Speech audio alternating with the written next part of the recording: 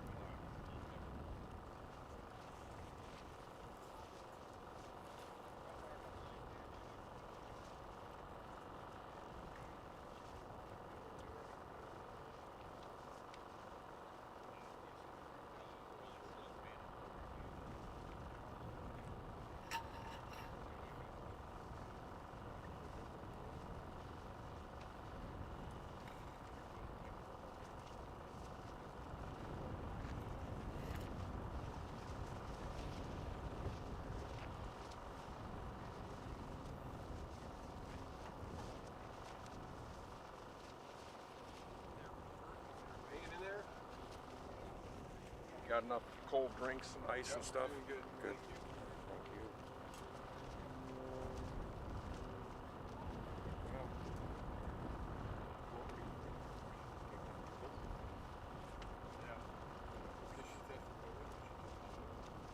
I guess I'm not 100% sure. Yeah, she's still out, so I likely hope she'll be back at noon and I'm 4 minutes free. Just worried. Checking. I have towels.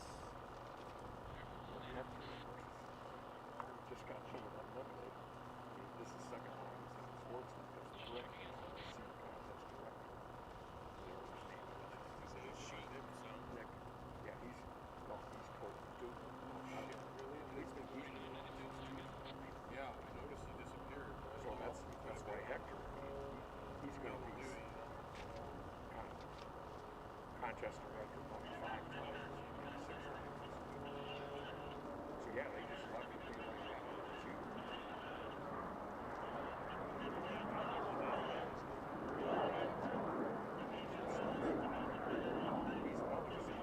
He's trying to go for the record. He's seen everything all week. You're the only man that's done that in 8 years. Just like 62 home runs. This is right. He's coming to can't catch up with me unless I quit. I don't know. It's working out really, really well. He's a machine. He's really good. Yeah, he is. He's worn out. Cincinnati is the Air Force guys. Last year, it's good. These kids advertise. It's their probably how they do this. This is working. He's got one rectangle here. And this three-score. Okay, which is one here. And he's got 4 holes. And then box.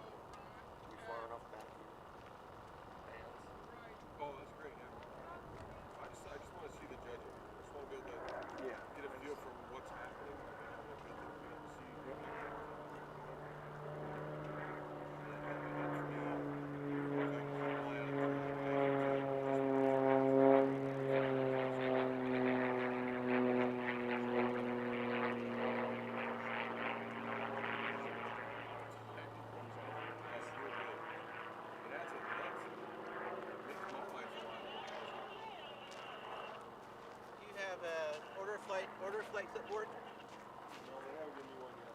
Usually somebody delivers it. Yeah, she said. Did they bring me one and I put it away or something, Don? I don't think so.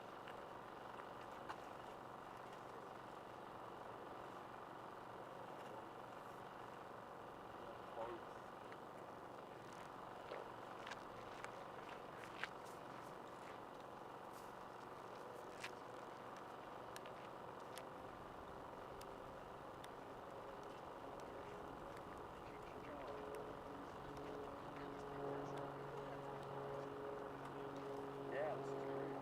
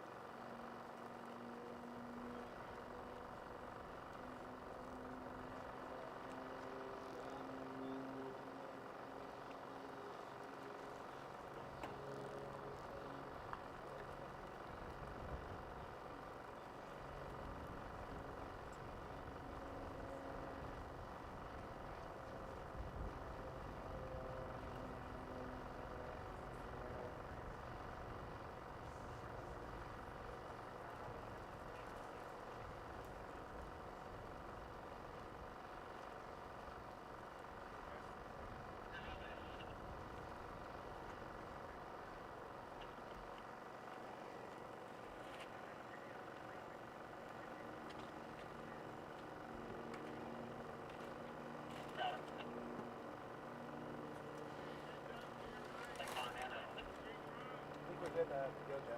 Okay. Who is this?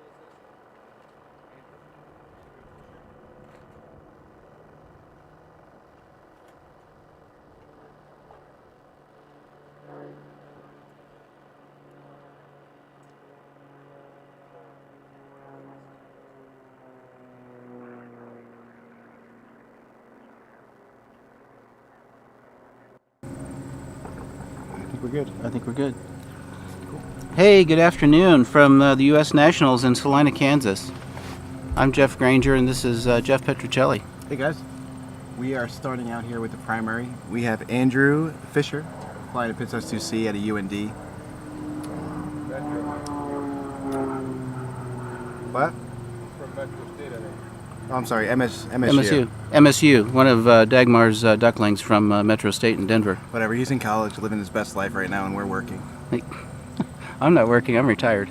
All right, well, I'm working, and Forrest is working. Time means nothing to me now. Oh, this is Dagmar's Red Pits.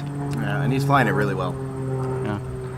Those of you who are watching, feel free to comment, feel free to ask questions. We're desperate for material.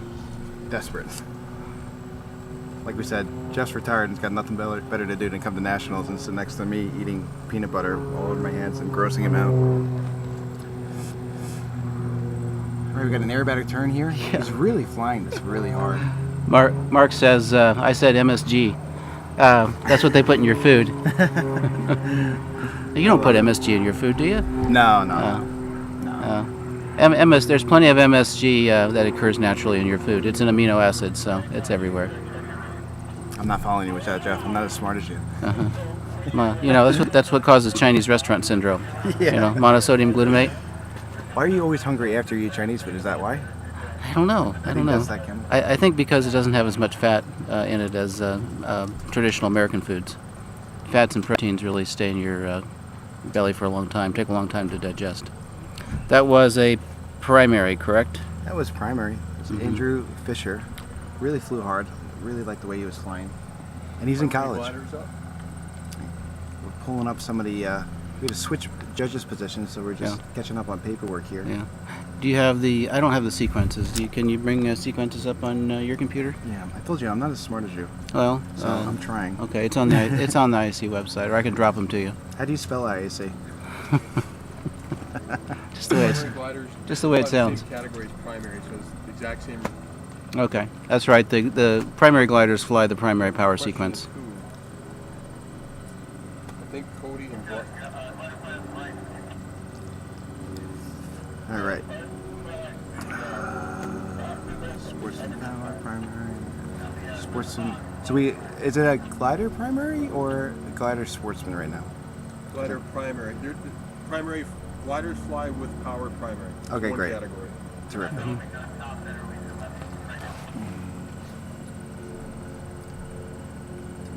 We're just looking at the chief judge's station right now. They don't have the primary glider here. Just look at the primary power. Oh, it's the same as primary power? Yeah. Okay. That's it. Great. So the primary sequence and the sportsman sequence both begin with the same two figures, a 45 upline.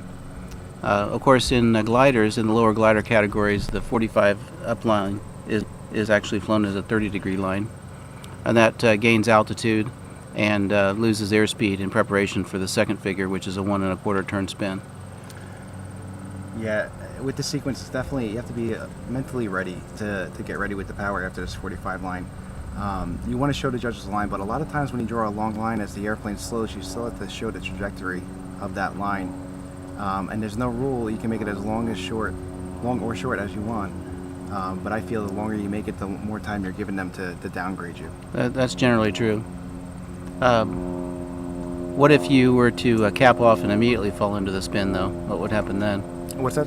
I said, what if you were to cap off from your 45-degree line, and the instant that you capped off, you were to drop into the spin? Would there be any adverse consequences of that short, non-existent line? You do have to draw some sort of horizontal line. It has to show horizontal level trajectory of the line. The key to this first two figures here and the way I would fly it is I would come in and really show the judges some really aggressive entry, just to show them I'm ready. It's just, I guess, a style doesn't necessarily get you points. Pull to the 45 up and really hit the line sharp, and then pull power to slow down while you're going up, which will make you decelerate a lot faster, and then come off of that line level, and you'll be pretty much ready for that spin and a half. And this is something that you shouldn't be figuring out at nationals. This is something that you should have in your pocket. That should have and been ready to use. Yeah, that should have been figured out a long time ago. So you'll know altitudes. You'll know what altitude to dive in from. You'll know the counts of how long you want the line, and you'll know about how long before that spin should be able to go. Mhm. And if you're battling big headwinds, sometimes you need to keep that power in, or come back in with the power, just to drive that figure more into the wind, so you don't get crushed on the downwind part of it. Okay.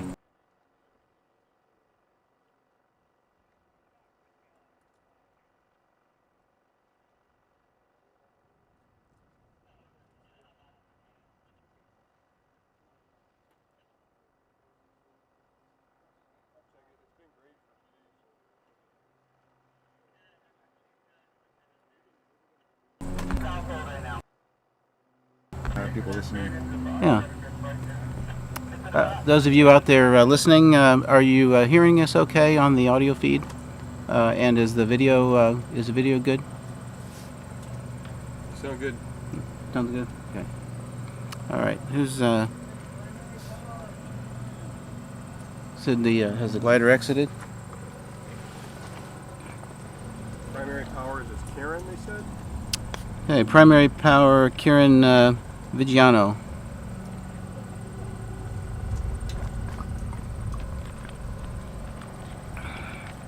Okay, Gungan Works says, we hear you loud and clear. And Angie said, yep, we lost you for a minute. Yeah, I put it on mute for a That moment. was Jeff's fault. Yeah, I put it on mute for a minute to see if I could check the audio level. We got some decent wind here. I'd say we got about 12 knots of wind on the surface, maybe a little bit more. Yeah. Is that a good guess? Maybe Yeah. 12.5? Yeah, I think that's probably a 15. 12.7. Is that a 15 knot windsock out there?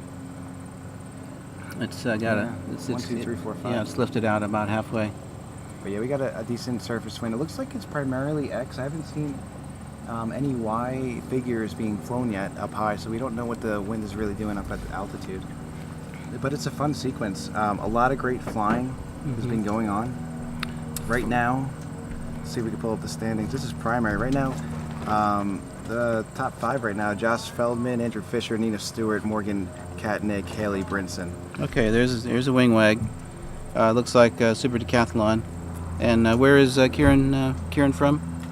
Kieran is from...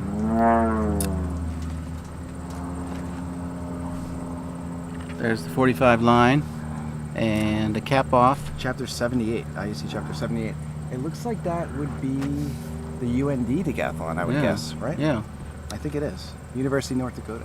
Okay, so we're looking for the wing drop, the yaw, and the roll all at the same time. 1.5 turns around, stop on the heading, establish a vertical down line, and then pull out right along the x-axis.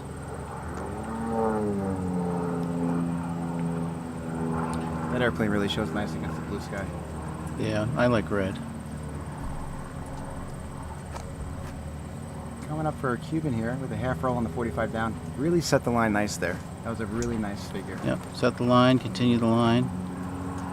Level line between figures. What's next? Got a loop figure here, and a loop is a really hard figure, especially with wind. You got to know when to float it. You know, if it's a heavy wind, you really got to go into the wind. If it's on the backside, it's not an easy figure, and that was done really well. Yeah, never put a loop in your freestyle, they say. Yeah, 180-degree turn. I think she needs to tighten this up a little bit right here. Good job. And then a full roll. Last figure to finish the sequence. Slow roll. That's a deceptively simple maneuver. Really nicely done. This is going to score really well. Very, very nice. A lot of good pilots in primary. It's a hard field. Whoever wins primary, really quite an achievement. Yeah. With 14 pilots in primary, whoever wins is really top of the top. Yeah, the scores are super close. So we have a lot of great pilots, and sometimes like you get a little bit of luck involved. You know, you might fly at a time where there's no wind, and you don't have to worry about that stuff. And then you could be in the order of flight 2 hours later, and you got 20 knots of wind. Never two sets of conditions that are the same. Yeah, so a lot of times it's you gotta have sometimes you gotta, I guess, luck on your side. Okay. Right place, right time. Well, Gungan Works is asking, what can a pilot flying primary do to make themselves stand out from the other pilots flying primary? Well, it's not the 4-minute freestyle. You can't do a tumble. For those of you who are new to aerobatic competition, this is precision flying. It takes place in a performance zone called the box, which is 1,000 meters cube up in the air, Yeah. marked out on the ground. I think one of the things you can do, Sportsman glider. Sportsman Kelly glider. Murphy. just to answer that a little bit, we talk about this a lot with style and presentation. I think having a good presentation and keeping it in front of the judges' eyes and not over their heads, a little bit deep in the box at a high altitude, will help you a lot and let them see the figures better. Yeah. If they go over my head and I have to look straight up and make my neck hurt, I always take some points off. I just immediately zero the figure. That's harsh. Harsh. But yeah, they can't throw in new maneuvers. They're flying a prescribed sequence. They are coming in from the right, which is into the wind, which is coming from the north, from our left. They fly the known sequence, a series of figures which are pulled from the Aresti catalog, and they fly those maneuvers just the way that they're shown. The judges assume that the figure is going to be perfect when it starts, and then they downgrade when they see defects. So the way to make yourself stand out is not to have any defects in your figures, and as you said, present it all nicely, balanced in front of the judges, and have a nice flow and symmetry. I agree with that. Let's see here. Let's have some other questions. I hear something. There's a glider on tow taking off in front of us, and it sounds like there's a power pilot coming in.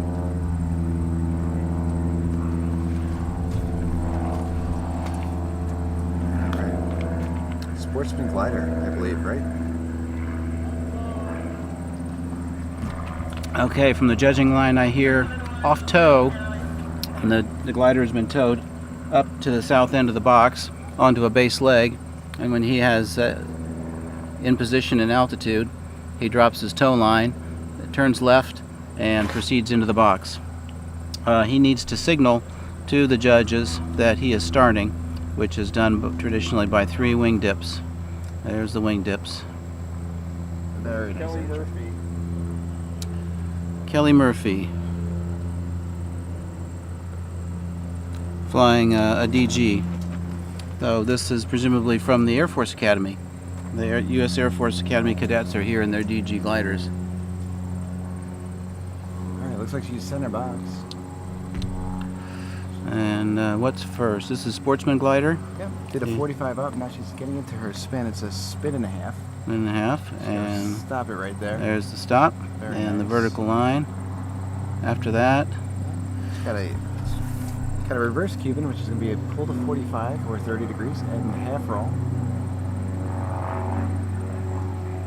Look at that thing go. A little bit off heading there. it's a little flat.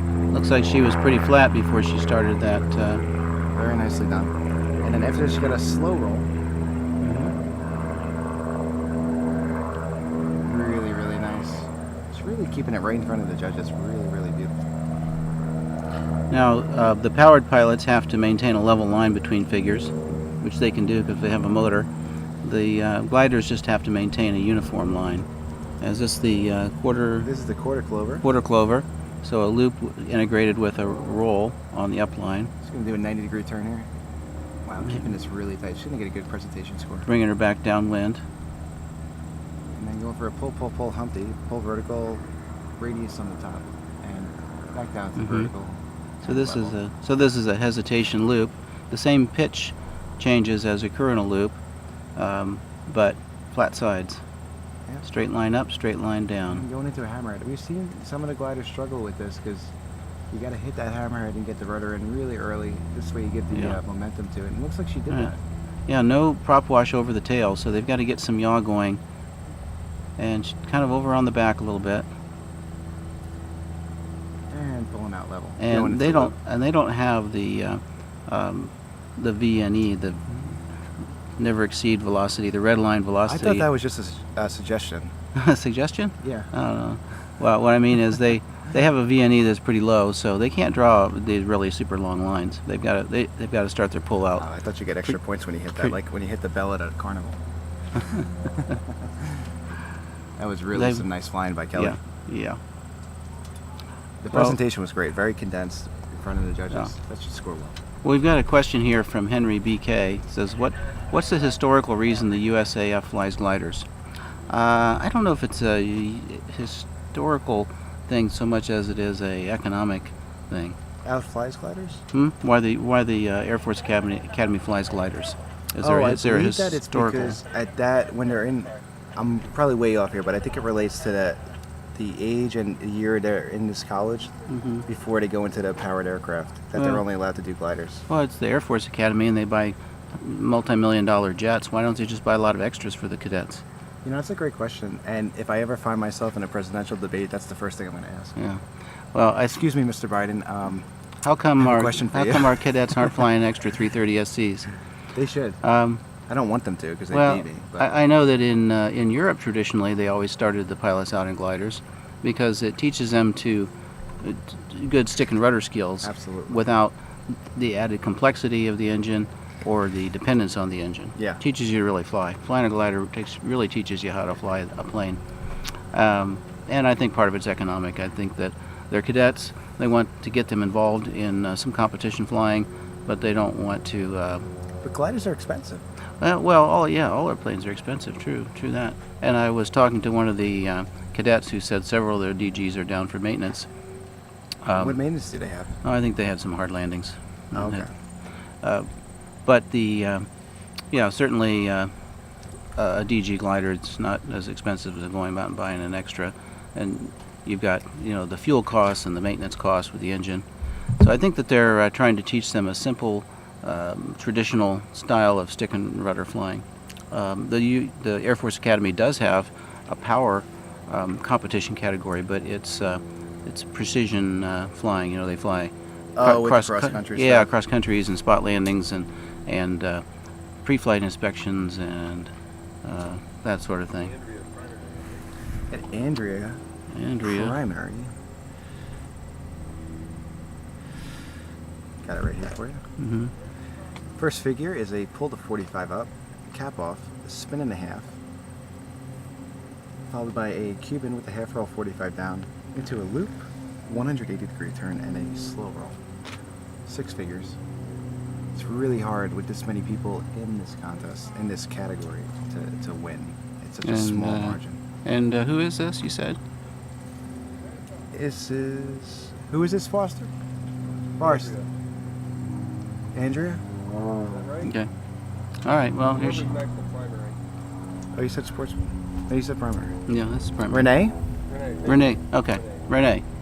It's Renee flying a beautiful blue and white Super Decathlon. I believe that this is MSU.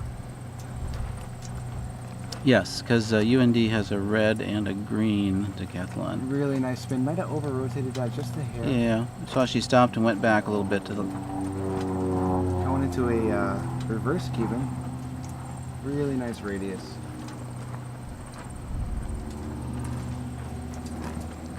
Really nice 45 down. Good roll. Nice figure. Really nice flying. This makes me want to go back to college. Gotta be honest. Got a loop going on here. Let's see if she floats it. Really nice float. Maybe a little too hard on the backside, but good. What a float. Just been a little bit easier on the G on the backside of that one. 180 degree turn. She's gonna do it away from the judges. I like that decision. It seems like she was getting she felt she was a little close, so error on the side of caution, go away. And then we got a slow roll to finish the sequence. Climbing slightly.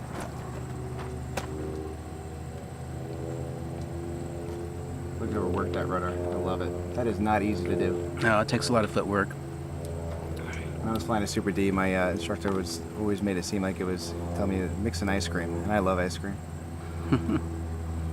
Yeah, they say that rolling an extra is about as easy as stirring your coffee, but rolling the Super Decathlon is more like turning Churning the butter? the crank on the old ice cream machine. Yeah.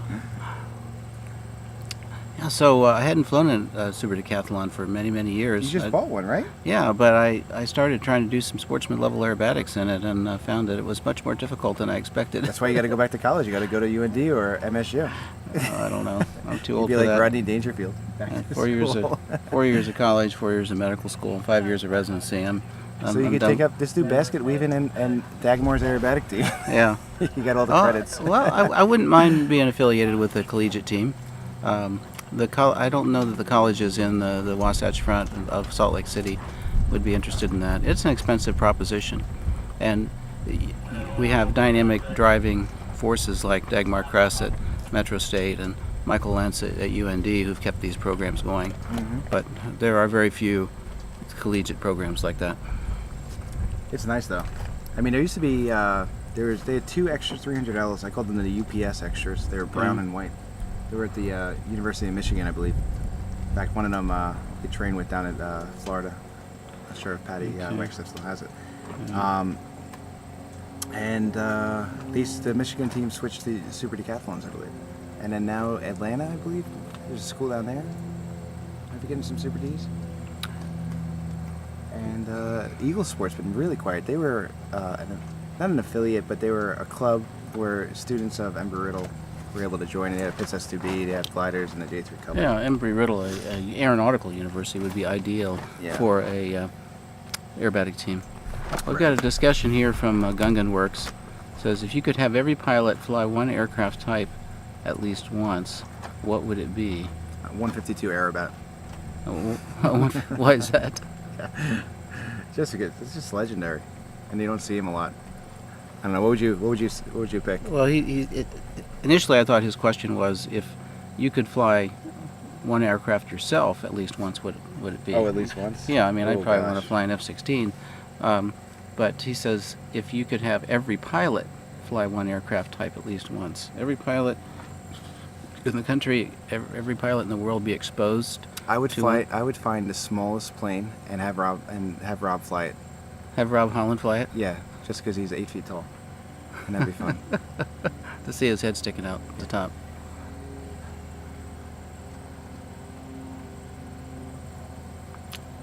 We actually just wrapped up the Unlimited, finished the unknown flight, and can't say enough. Everybody that flew that category flew amazing. It's Yeah, incredible flying. I can barely read it makes my head hurt just to follow through the sequence on the sequence Wait, card. but you said you're a doctor. This should be easy for you. No, I mean, but as an aerobatic pilot, to read through it and just I hope none of your imagine patients are listening. and add to read through the sequence, try to imagine what it is to fly it, but it just makes my head hurt. And It those does. guys are up there flying it. I call it a rusty throw up. A rusty throw up. A rusty just splattered on a sequence card. There's so much going on. Yeah. Looks like we got a glider going, right? Looks like somebody chewed up the Arresti catalog and just threw up on the page. Exactly. Okay, Let's see. who do we have next for us? Do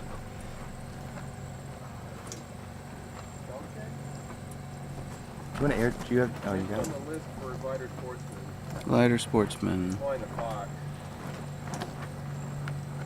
We did Kelly. Is it Greg? Greg Yep, Greg. Borovic? Greg Borovic. Yep.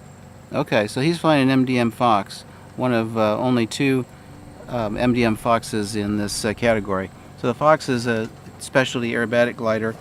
It's got shorter wings, bigger ailerons, higher roll rate, higher wing loading, I presume, and flies a much crisper sequence than the DG. So there's a wing wag. What's the first figures? For the primary. Oh, this is a Glider Sportsman. Thought I had it. Yep, it is a pull to 45 up, followed by a 1.5 turn spin, followed by a reverse Cuban. There's that spin. Wow, what a stop. That was a nice sharp stop.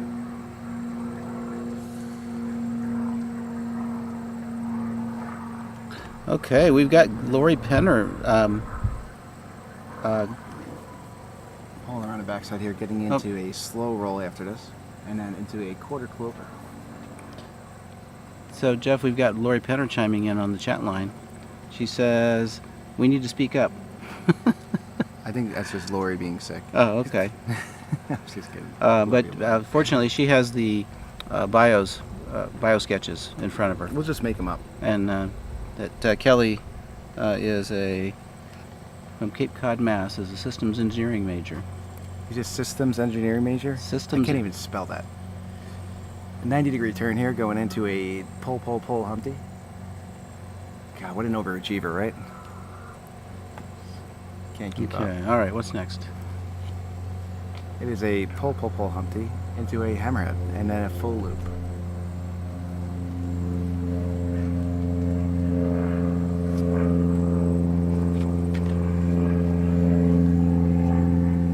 Let's see this loop.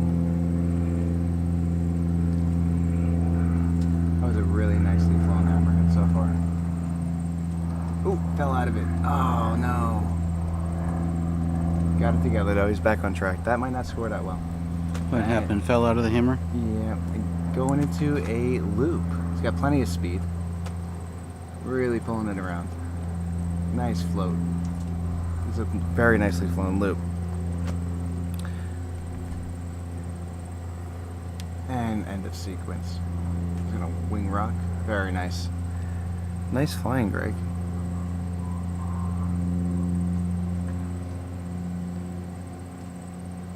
Looks like the wind's shifting a little bit, going a little bit off judge.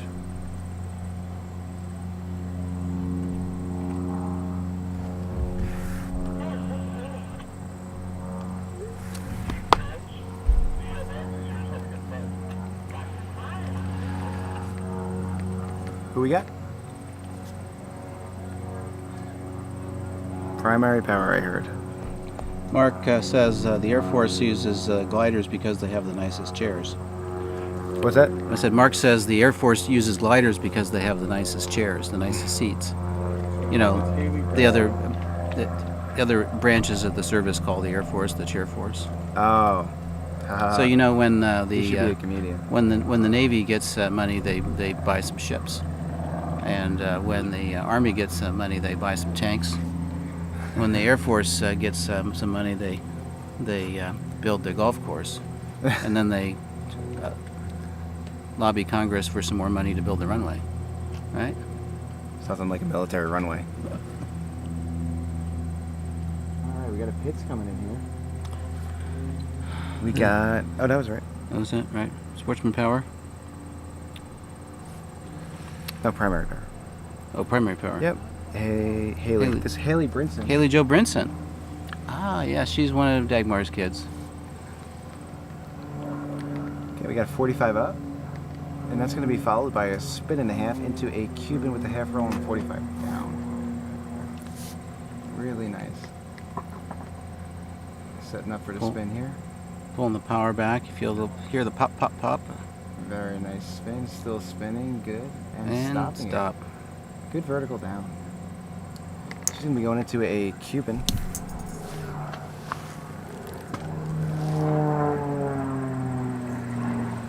Going to pull around and stop 45 degrees headed down. Let gravity do some work here. Half roll. Very nice line. Loop, Good turn, spacing. roll. Now comes the loop. 360-degree pitch change. No roll, no yaw. Nice float over the top.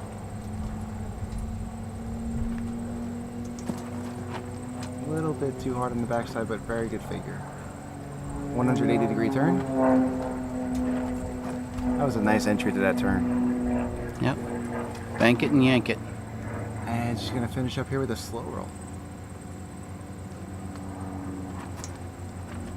Here she goes. Very controlled. Very good. Very nice. Didn't see much wrong with that flight. That's going to score really well. That looked like a Costco chicken right on a rotisserie spit. Just rolled, No, yeah. rolled and rolled. No yaw, no pitch. 10. Just rolled. I'm 10. going to go tell the judges to score that. Just head right. Just walk right I'll up cover there. for you. Just Yeah. head on, run right over there and tell the judges that was a 10. So I was commenting earlier about the judging line. You've got how many judges stations out there? 1, 2, 3, 4, probably at least 5. So that's 15. That's 15 people there. 3 judges, three assistants to call the figures, three recorders. Then you've got a chief judge, an assistant chief judge. You've got a air boss there to control the radios and the holds. They've got somebody to scan the score sheets and transmit them electronically back to the office so the scoring can be kept up with virtually in real time. Nice. Not to mention the people that are out on the boundaries. That's 15, 16, 17, 18, 19. There's almost 20 people A lot of people to put together a contest. volunteering for this just to get a pilot in the air. It is an all-volunteer sport. I don't know anybody except maybe Forrest there who's getting paid for this. I'm getting paid a lot of money for this. Yeah, no, I just do it for the glory. I don't know if you. I do it for the prestige and the glory. Absolutely. We got Spencer coming up. Spencer Patterson. So that was Renee. That was Haley Brinson, and Lori's commenting about Renee Lorenzen, who flew earlier. Dream to fly for the military. So military pilots do aerobatics, right? That's how you evade the enemy or get your guns on the enemy, right? Absolutely. I'm trying to see what they're doing. It looks like a green decathlon, so that's got to be UND. That is UND. They brought a green and a red decathlon this week.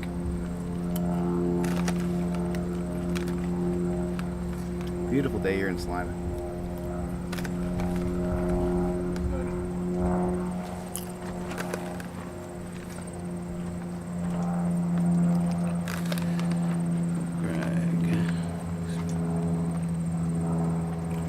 So it must be primary. Yeah. Because the next Sportsman power coming up is, so this is all Sportsman glider and primary power first, I take it.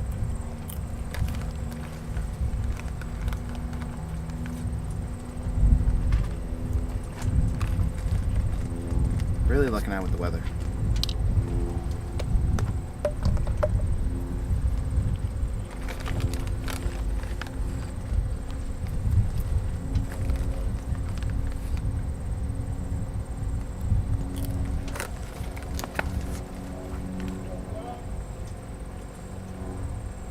Okay.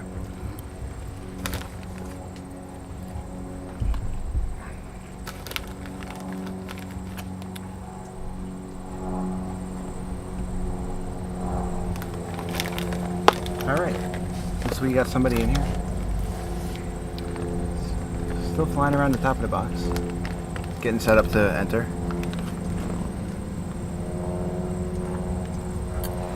It's got to feel right, man. It's got to feel right. Spencer's just lining himself up. Gonna send this thing in like a missile.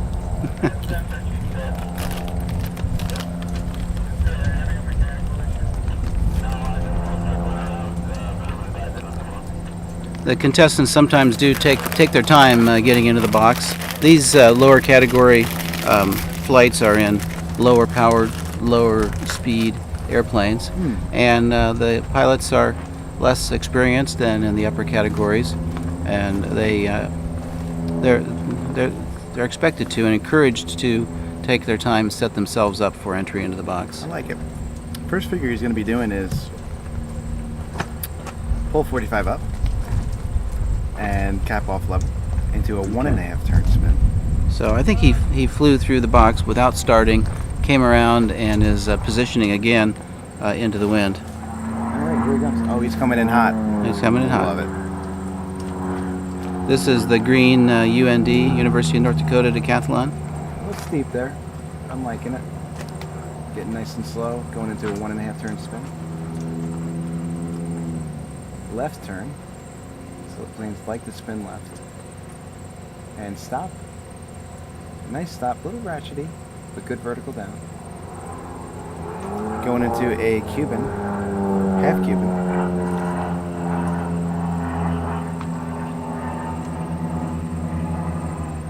that's going to have a half roll on the 45 down.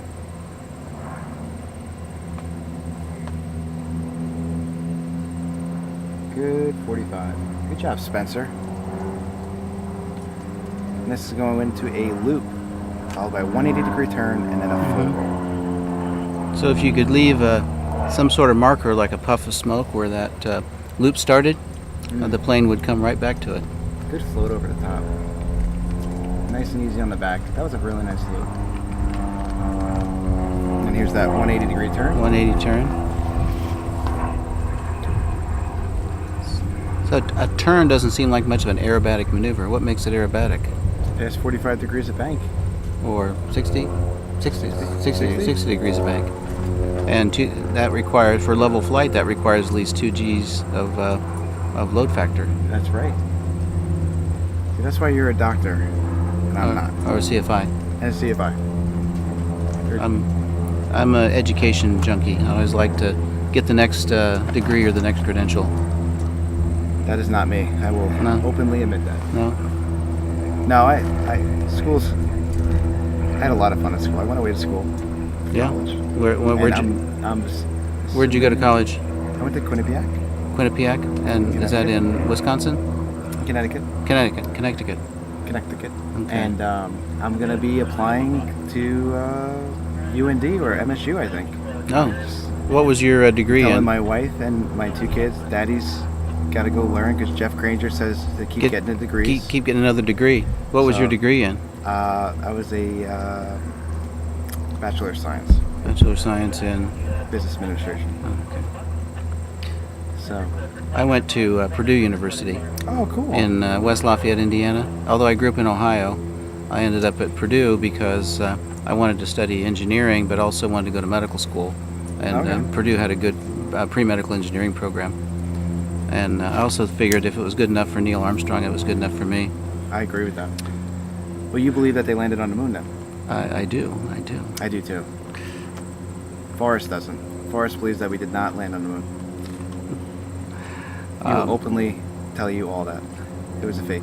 Well, while I was at Purdue, He studied the photographs. You can't land on the moon if the Earth is flat. It just doesn't make any sense. If the Earth is flat, how do you get to the moon? I agree. I always wondered if the Earth is flat, what do you see when you go around to the other side? Just dirt? You fall off. You don't see it. You can't, Jeff. You can't walk vertically down. But if you should notice, you're a doctor. But if you took a rocket off of the flat Earth and then you cruised around to the other side, what would you see? It's gravity, though, Jeff. Just turtles? You can't do that. You need to go back to Purdue. In fact, don't go to Purdue. You need to pick a different college. Okay. Purdue did not do you justice. Well, I've been to other colleges. I went to medical school. Ryan is coming up. Who's this? Thank God Ryan's here. Ryan Peen. Jeff was going to school me. No pun intended. We got, what's this, primer? Oh, he's circling around the top. He's getting set up. Climbing in the box. Climbing in the box. I love it. All right. Well, when you get cleared into the box master says the box is yours. And that means if you want to go into the box and just climb in there, might as well. It's the safest place to be because we make sure there's no more than one aircraft in the box at one time. Yeah. And in all seriousness, when you're climbing in the box, the best way to do it, honestly, is an ascending turn. And you can really see what the winds are doing, where they're pushing you, where they are. See the markers. At all different altitudes. You can see the markers and all the landmarks around the airport that help you line up on your I axes. tell you, the wind has been shifting. Now it's on us. About 15 minutes ago, it was the other way. Well, anyway, when I was at Purdue, I did my private pilot rating. But You got it after university? Yeah, I did during summers, flying with the Purdue Pilots Club. What airplane did you train in? Cherokee 160. I like that airplane. And we're That's still got the where the gear attaches to the wing. There's a AD, right, for those bolts? there where the wing attaches the fuselage. There's an AD. Oh, is that it? Yeah, one of our Cherokees at Pilot Maker in Provo has had to have a wing exchanged. Mm-hmm. That was expensive fix. You know what airplane's nice that I don't see used a lot in flight schools is the Tiger. Grumman Tiger. Mm-hmm. Yeah, I don't know that there's that many of them that were built. Right. Here we go. 45 up. It's going to go into a spin and a half. I love hearing the prop adjust. Wow. Yeah. Yeah, it's a constant speed prop with a governor, and it adjusts the pitch depending upon the speed and the thrust that's needed. He's really wrapping it up. Looks like he came out of that spin early. The rotation didn't stop. But good spin. The decathlon spins fast. Yeah, especially when you accelerate it. I started flying our new decathlon in aerobatics, and I was surprised at how it wraps up. Oh yeah. I just figured it was going to be stodgy and Teddy bear. docile compared with the extra. Got a half roll on the 45 down here, and he's going to be going into a full loop. The best part about the decathlon is the heat. Because I live in a cold climate in the winter, and the heat actually works. The heater really works. Well, my first airplane was a Steen Skybolt. It was The heater does not work in that airplane. well, it was open cockpit. Yeah, It was pretty. It was at best a 6-month out of the year airplane in Ohio. I flew it over. I flew it to a practice session in the adjacent state Nice. in October once, and just about froze to death. Got a slow roll coming up here. He's got a good sequence going. Look at that. No altitude loss. What a nice roll. Yeah, open cockpit is rough in the winter. You got to really dress for that. Yeah, you have to wear a snowmobile suit. Yeah. That was Ryan Peen. Is that correct? So next in that category would be Braden Gillitan. Glider Sportsman. So I didn't fly aerobatics as part of my primary training. I didn't actually get involved in aerobatics until somewhere in the mid-1990s. What about you? Oh gosh. I really started flying aerobatics when I was 23, 24. So what is that? 11 years ago? 12. I don't know. Once you get, I don't even pay attention to age when I'm around these kids that are here from college. These kids. It's funny. I was talking to one of the college kids about aerobatics and K factor and Yeah. this and that, and I asked them what a 401k was, and they thought it was an aerobatic figure. Okay. That's But, time to. I'm here all night. Or- Don't forget to tip your waitresses. not until Tuesday. No. This is Gretchen, Sportsman Glider. Sportsman Gretchen. Sportsman glider starts out with a 45 up into a 1.5 turn spin to a reverse Cuban, full roll, quarter clover, 90, pull Humpty, hammerhead loop, and if you could repeat that back in an hour, Jeff is going to buy you lunch. Sure.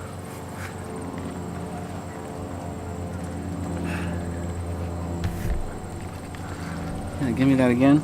Oh, I'm not buying you lunch. No. I said so. 40, same as all the other sequences, basically. 45 upline followed by the spin. Then it changes. It's a reverse half Cuban instead of a half Cuban. So it begins with the 45 upline, and then there's a slow roll. No snap rolls in these sequences. Then the quarter clover, which you tend to see only in glider sequences. How do you grade a quarter clover? Because I don't know. It's hard. Well, what are you looking for? Well, I mean, with any other looping maneuver, you're looking at segmentation or changes in radius. So when do you start? So Okay, so they're supposed to start rolling as soon as they pull up and complete the quarter roll. When they get to vertical.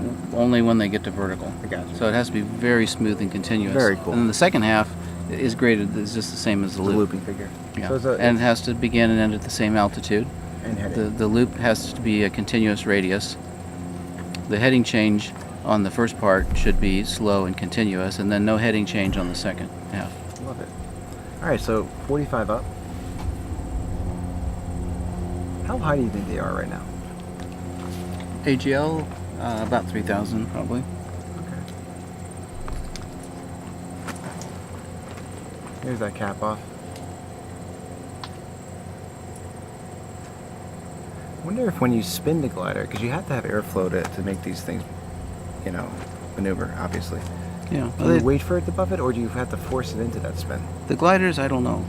Looks like she over-rotated it? I wasn't watching for a second. With the powered aircraft, I feel the buffet and I bring the stick back smartly to the stop and put the rudder in simultaneously. But I have been talking to some pilots lately who said that it's possible to quote unquote bury a spin in a way similar to the way you bury or over pitch a snap roll.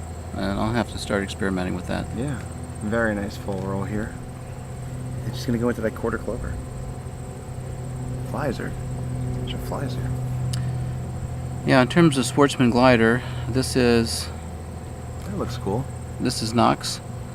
So the next three Sportsman gliders will be Ethan Smith and Michael Laub, who are apparently Air Force. Then Oleg And 90-degree turn there. Shorokov, who's in the MDM Fox, a civilian. Going into a And then Humpty Jacob Mohanics in the DG. bump. Very nice radius over the top. Just gotta gather it up right here. Good.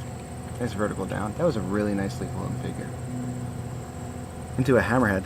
These are always fun to watch. Yeah. And challenging in a glider without powered slipstream over the tail. Go, go, go, go, go, go, go, go, go, go, go, go, go. I think she got it. I think that's scoreable. That was a nice hammerhead. And then she going into a loop. Flying very smooth, very stable, very controlled. Really wraps that thing around. Very nice. We have another question from Gungan Works. What's the strangest or most unique airplane you have seen compete in at an IAC contest? I saw someone fly a stock Boeing Stearman at a contest in Ohio once. That's the World War II open cockpit trainer biplane. He flew in primary and did a nice job. It doesn't have an inverted system, so the propeller was windmilling along at the top of the loop, but engine caught again once he established positive G loading. I've seen the Hyperbipe. That's a kind of a delta-shaped cabin biplane, home built. Seen various old Soviet bloc or Chinese airplanes like Nanchang CJ-6 or Yak-50 fly, or Yak-50s, Yak-52s. Occasional RV-6 or RV-4. This is Braden Gilton in primary. Next is Braden Giltinan in primary. It's like a pit. Sounds like a pit. Let's see if it soon we'll have the camera on it. It sounds like a Pitts.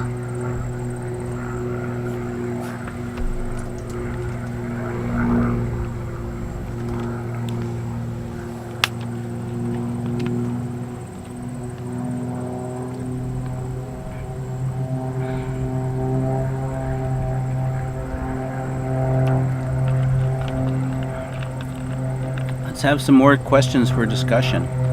The two Jeffs are just loaded with aerobatic and aeronautical trivia. No question is too obscure. I think there's a P-51 flew at Sebring this past spring. The P-51 P-51 flew the contest at Sebring. How in the world did they keep it in a 1,000 meter box? I just don't know. Uh-huh. I didn't see it.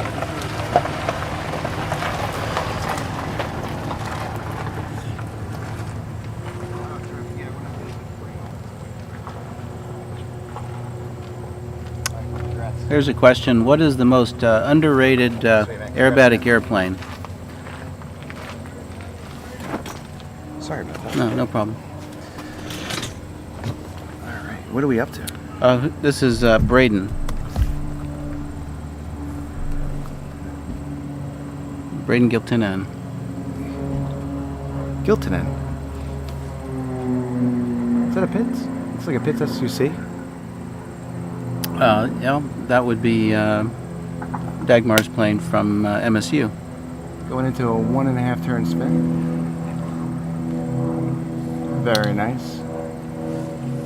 From there, he's going to go into a reverse Cuban, pull 45 half roll, and then loop it around. This is power primary. Yeah. I believe so. It might be on the wrong sequence. Yeah, here it is. These are all power primary. Get a half roll down. Going into a loop.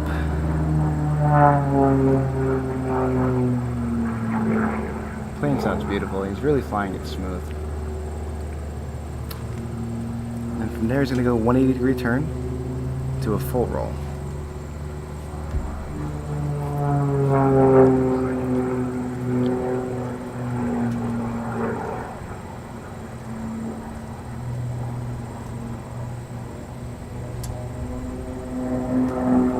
Very nice. He really All went done. all out on that one, I think. I don't think Oh, he held back at all. Well, the question is, what's the most underrated aerobatic airplane? I would vote for the Clipwing Cub. Well, what are we talking about? I think we need more specifics. All right, well, You know, so like, what category are we flying in? Under. What's the max price? underrated. I would say advanced. I think a really great advanced platform right now, if you can turn a little bit of a wrench, is the Yak 55. Yeah, I yeah. think that's a lot of, you getting $50,000. You're getting a very, very capable plane that you. Is that a tailwheel or tricycle gear? That's a tailwheel single place airplane. The 55. Yeah. I've seen a couple of those. That's a good airplane. Yak 50 is tailwheel. Yak 52, that's that tricycle gear. You obviously can't go wrong with the Pitts S1S. Yeah. There's a lot of value to that. What else we got? Well, I was going to nominate Clipwing Cub because the late great Giles Henderson from Illinois used to fly Clipwing Cub at Sportsman. A good friend of mine owns that airplane right now. The one from Illinois, the little yellow one, yeah. Mm-hmm. So The Floods own that. Yeah, he was a great man and had flown aerobatics for 30-some years. Unfortunately, was killed in a skydiving accident. Yeah. But Recently too, about 5 years ago, 4 years ago. couple years ago, yeah.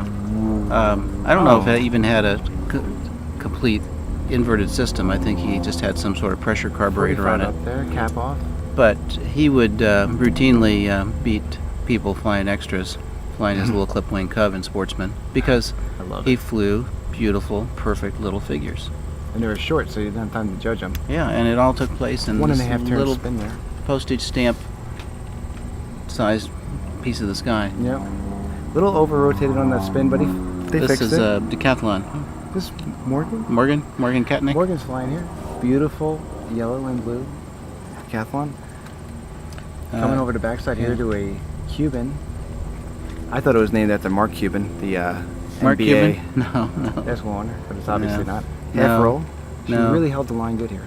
According to Goulian's book, it was first flown in an air show in the 1930s by the Cuban Air Force. Got a full loop here.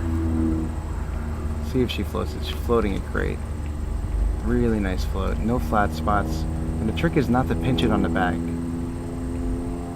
Not that. Pretty Speaking good. of Goulian, you had Goulian here on this feed. We did. 180-degree turn followed by. Oh gosh, did you see that?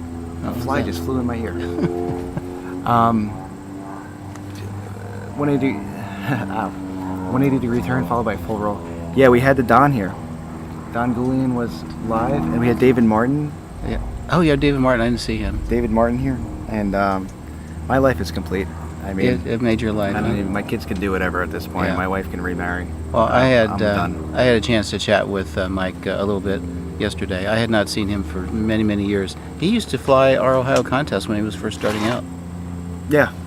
It's kind of funny. I never advanced beyond advanced, but I flew with some of these guys when we were all flying Sportsman back in the day. Mm-hmm. Sportsman and intermediate. I was actually recently at a contest with a very dear friend of mine. He flies an extra 300L, and he had, he's a flight instructor. He was actually an F4 pilot. Very, very humble man, and he was teaching at a flight school, and he gave Rob Holland a intro to aerobatic ride, or gave him a lesson. He gave him his first ride? Not his first ride, but he was one of very his- early. one of his super, earliest. like super early. You never know. You never know. There was And- a But the funny part of the story is he was laughing. He goes, and Rob, I forget whether it was like rolling or something like that. And my friend said to him, it's rolling both directions. This is like the second flight that Rob's probably ever flown. And he said to Rob, he goes, if you want to really make it in aerobatics, you got to learn to roll both ways. So it's funny that way. He was able to legit say that too. Well, it's great to have these kind of influential experiences for people. I was Absolutely. reading Lori Penner's chiming in, says Gretchen, that would be Gretchen Knox, hopes to fly C-17s one day. She's in behavioral science major at the Air Force Academy. Back when I was living in Indiana, I took a friend of a friend, a high school student, up for an aerobatic ride in the extra, and guess that he got really excited about it. And then a dozen years later, I get a call and they say, John's coming back to town. He really wants to meet with you. I went out there, and he was a major in the Air Force flying C-17s, awesome. and he said That's really that cool. was what sparked my interest, was Hey, that changed you guys' life. aerobatic flight. What do we got coming up now for us? Ethan Smith, Sportsman Glider. Sportsman glider. You should be doing this commentary. You got a beautiful voice. Ethan Smith flying a DG, so Air Force.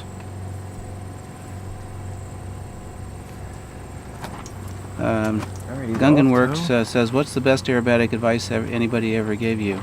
I don't know. Get your own. Get practice. Don't move up too fast. Don't move up too fast. Fly a J3 Cup for at least Yeah. Get your own airplane. 100 hours. And go into a super decathlon. And it's not that practice makes perfect. It's that perfect practice makes perfect. Alright, he's coming in here with a glider. He's going to be doing a 45 up to a 1.5 turn spin, followed by a reverse cube. I would say the best advice is get good professional training. Don't try to Yeah. don't try to learn it yourself. There isn't time. You don't have time to make all the mistakes yourself. You need to learn from people that have already made the mistakes. Yeah, we'll save a lot of time. Really coming in fast, nice. 45 up, good line. Capping off into a 1.5 turn spin.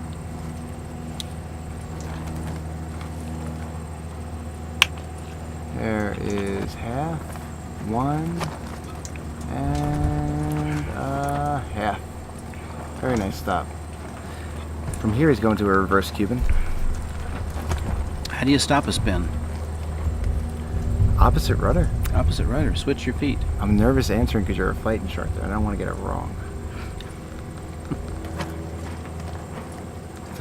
Sometimes I cheat a little bit in my spins, so I have to make sure I say the proper. What do you lead him with the stick, or lead him?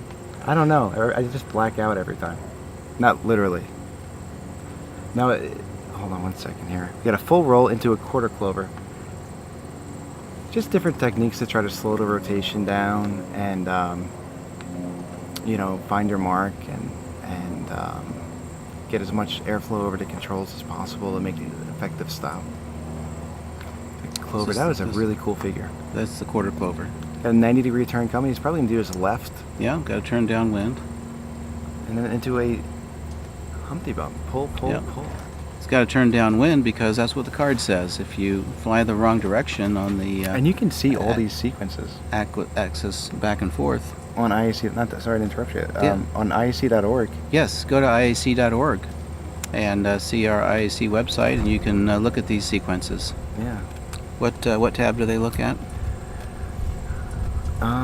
It is under programs. Programs. Check or that. It is under competition. Competition. So towards the middle. competition, the red menu bar at the top and the drop-down menu. Go to known sequences. Very And nice hammer. We are flying Sportsman Glider, Sportsman Power, and Primary, which is the same for glider and power. Really nice looping figure right here.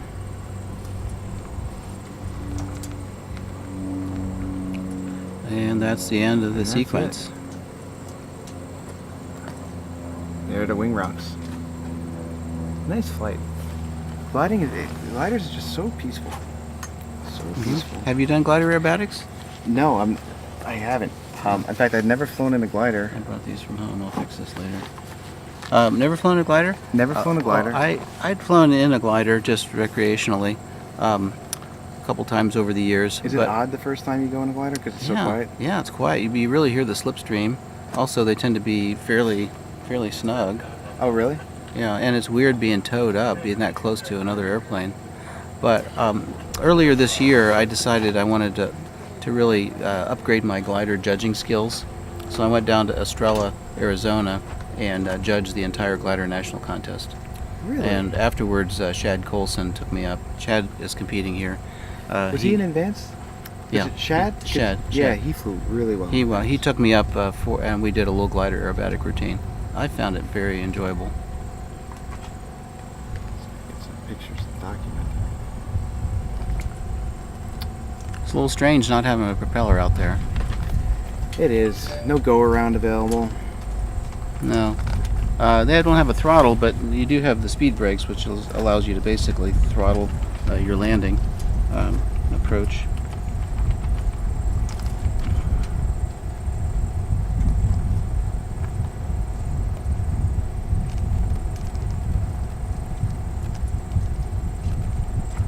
This is Devin Graves, power primary.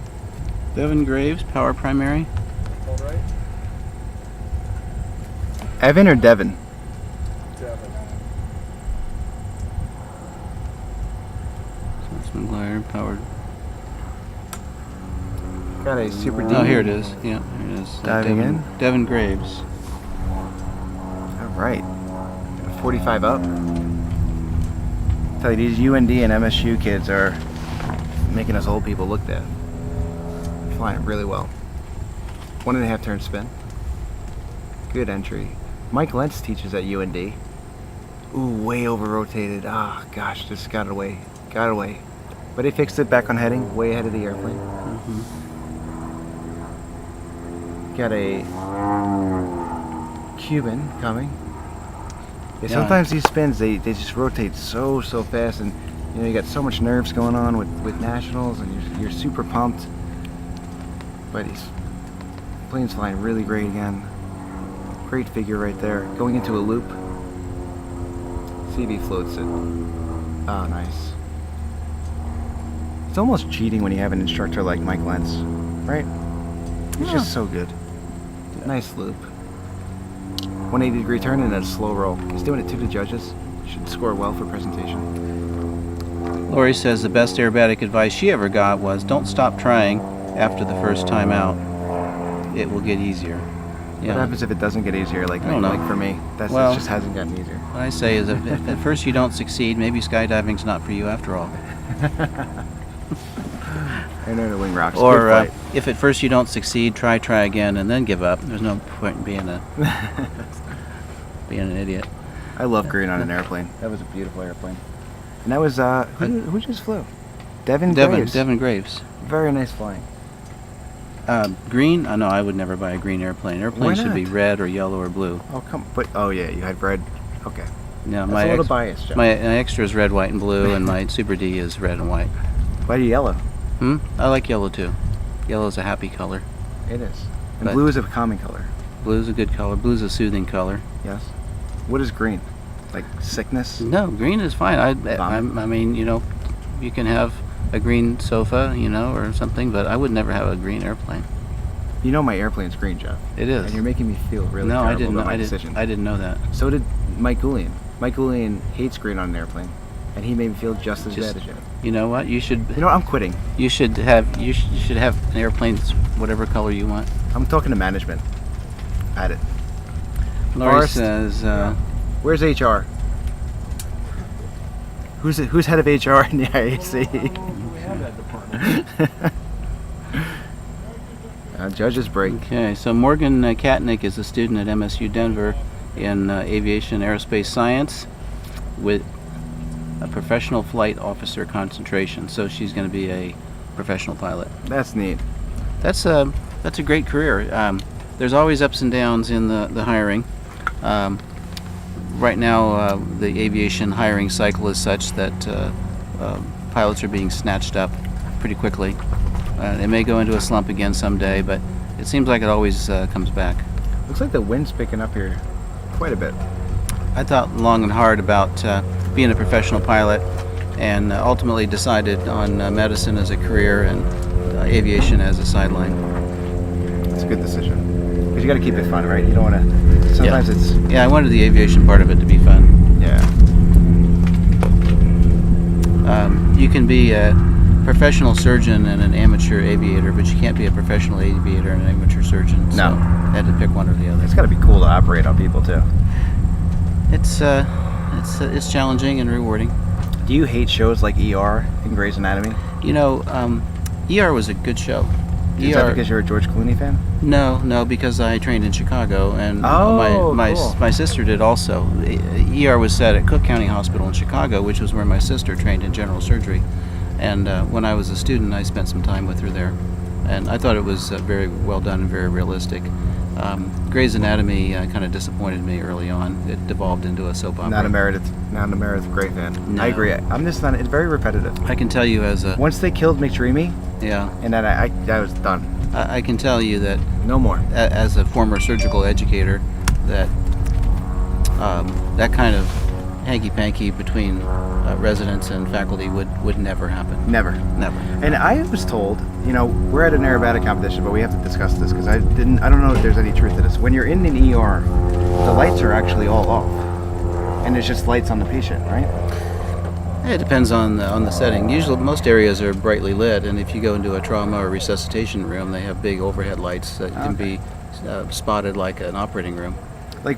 So the operating room sometimes does have all the lights on, Operating rooms have big overhead lights, and but the regular ceiling lights that has regular ceiling lights that are on. But it also has big spotlights that can be directed by the surgeon. In fact, we take a sterile handle and screw it into the center of the light, so you can reach up with your gloved hand and direct the light without breaking sterile technique. Very cool.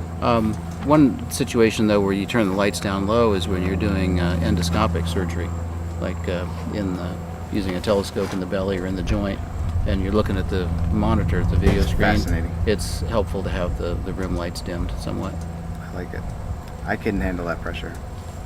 Yeah. Is that why? I bet you. Speaking of which, this is how we can get this back into aerobatics now. Yeah. So as a doctor, Yeah. you're dealing with you're in sometimes a very high stress environment. Yes. So do you feel, as being a doctor, when you go to a contest, like, this is nothing? Like, I just saved 5 people's lives the other day. Like, I can go fly in front of some judges. Yeah. Right? Well, do you feel like it helps you with dealing with contest environment? Well, this can be long hours out here, but yeah, you're not dealing with life or death issues. Yeah. If you try to do your best on scoring, and I'm pay close attention to my scoring report.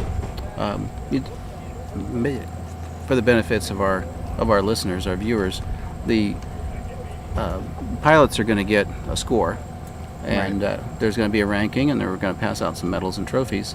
But the scoring room also generates a scoring report for the judges that allows them to measure their performance against other judges. So I do pay attention to that. What do you think would happen if I applied to medical school and they had an interview with me and I said, I'm just applying because I want to become a better aerobatic pilot and it's going to help me with my psychological stress situation? Can you imagine the look on their faces? I don't think it would go. Obviously. Medical school is still fairly competitive. When I was applying, But think about how different I would be as an applicant. Like, they want to have diversity, and like Elle Woods and Legally Blonde, right? Like, you want diversity, and like, who has ever applied to medical school to become a better aerobatic pilot? Probably not.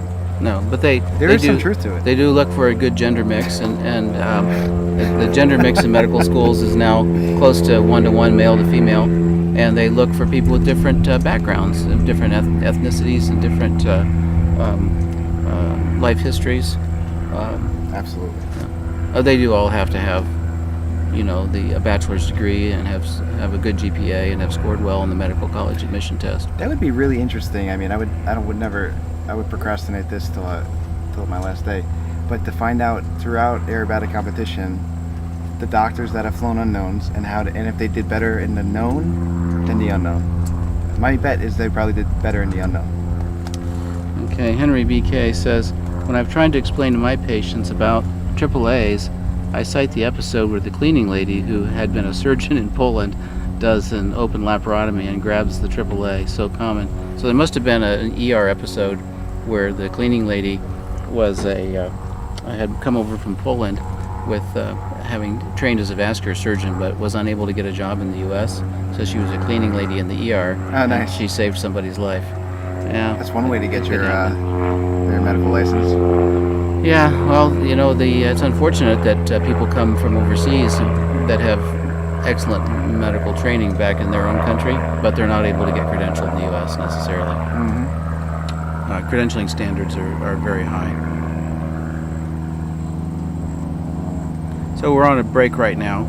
The judges are getting taking care of their physiological needs, including rehydration. Very hot. Very It's hot. windy, so you don't feel it. I don't believe there's any video review. That was a good question that we had. What advice? What was the exact question? It was, what advice would you give for somebody just getting started in aerobatics? And there's loads. There's so many good topics, but I think the key to having a really successful aerobatic career is having a good mentor, Yes. because you're going to have a ton of questions, and if you have somebody who's experienced and who has made great choices and maybe had a mentor, themselves, it's going to be extremely helpful. And where do you find said mentor? It's a great question. I think if I was just getting into it, I would. I'm not a very big social media person, but I would go on the Aerobatic Pilots Facebook. You're not a big social media person. You have your own aviation podcast. Yeah, Mark does all the. Does Mark do he's all a the nerd. work? Mark He is does all the such a work? nerd. He does Okay, well, everything. I listen to it, so I don't know what's happening. Yeah, Mark but does all the work, and I've openly said that too. I I don't know just what's show up. happening with the I man just behind, show up and behind say the the man wrong behind the things. curtain, because it sounds like you are pretty equally. No, Mark is really smart with electronics. But Yes. I would go on, even IAC and message a bunch of legit organizations or pages that have been seasoned and tell them who I am, Yeah. where I live, and I'm looking for somebody to get some great advice in. All right. Well, actually, this was a softball question, because what I wanted you to hit it out of the park was by saying join your local IAC chapter. Join your local IAC, but you wouldn't know where to join without messaging somebody. Yeah. Well, you can go to the IAC website and search for the chapters in your area. Gosh, I can't compete with you, Joe. Well, Can't. the reason why this was a softball question that I was going to catch in my glove is because we just started a chapter in Utah. Utah, that's right. That's right. Let's We talk just- about that. So I saw the NG out in Utah. That is baby blue and orange, Yeah. and that is gorgeous. where did you see that? I saw it online. Okay. Yeah, somebody posted we it. had it at Oshkosh. So that belongs to Richard Johnston, and if I might be so bold, I am sort of a mentor and coach for him. That is awesome. Richard had a 300L.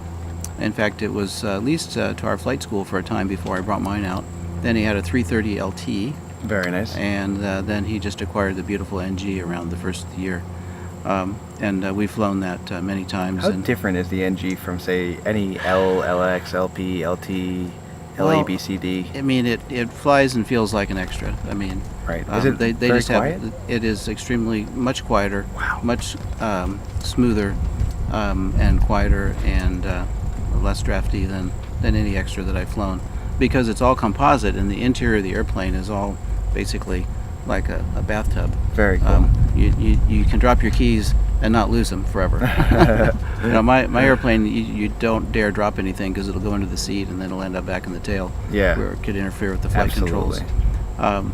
There's not tubes and wires and crap going every which way. And the seat is very nicely adjustable. Very nicely contoured. The seats themselves are not adjustable. That's one of the. I thought it things had that's the different. it was like an airline seat where it had that Well, button where the- you can like go back and forth. The rear seat, the pilot's, has a little bit of a pneumatic thing in the backrest, but you can't adjust the Kind of height. like an office chair. Right, if but you guys can't are adjust. listening. You can't adjust the height, and the front seat is not adjustable at all, which means that we had to spend quite a bit of time getting my seating configuration in the front Yeah. suitable for me to be able to both be high up enough that I could see Yeah. without hitting the canopy, far forward enough that I could reach the rudder pedals without limiting rear stick travel, and to be able to fly it and coach Very for him. nice. As it was, he had a custom seat pack made for the front seat, which fits really nicely, Oh, who made that? from Butler. Very nice. Is it a seat? Oh, so it's a seat. Custom pack. seat pack, yeah. Yeah. Because given my height, no more than 5'6", I really need to be boosted up. You got to be comfortable Yeah. in the airplane. There's no Yeah, doubt. you got to be able to see out. You'll be able to reach the pedals. Mhm. It handles beautifully. It has a very substantial stick centering feel Very because nice. of those ailerons, much more so than the L. It's a little strange at first, but you get used to it pretty quickly. The other huge advantage is that it has the G3X touch Garmin screen, front and back seat. Oh my gosh, that's gotta be And amazing. it does have a throttle in the front. Does not have a proper mixture control, which is a little bit of a disadvantage compared with the Game Bird, which has full engine controls in the front. I agree. But the reason why that's important to me is I can tune the radio, I can look at weather, I can look at the moving map, I can look at traffic, all from the front seat while we're flying together. And especially Talk about safety. yeah, and the engine controls especially, because one of the real nail biters for me in checking out somebody in the rear seat to be PIC in the rear seat of the extra 300L is that I can't monitor any of the engine controls or control the radio. Yeah. I don't want somebody burning up my engine. So not being able to see oil temp and oil pressure and CHTs. Engines are expensive. Engines are expensive. An engine overhaul in that 300L would cost more than my car. And my car is a Porsche, so I don't want somebody baking my engine. Yeah. No, it's nutty. It's nutty. I'm just gonna step. I just gotta pick this up really quick. Got a phone call. Okay. We're on a judge's break. Be right back. Okay, we've got Peggy Reidinger chiming in, saying good acro advice to go to judges' school so you know what the judges are looking for. Yeah, judges' schools are held in several locations around the U.S. every year. I'm actually considering holding a judges' school in Utah over the winter as part of getting our new Utah chapter started. People often say, well, I don't want to judge, I just want to fly, so I don't want to go to judges' school.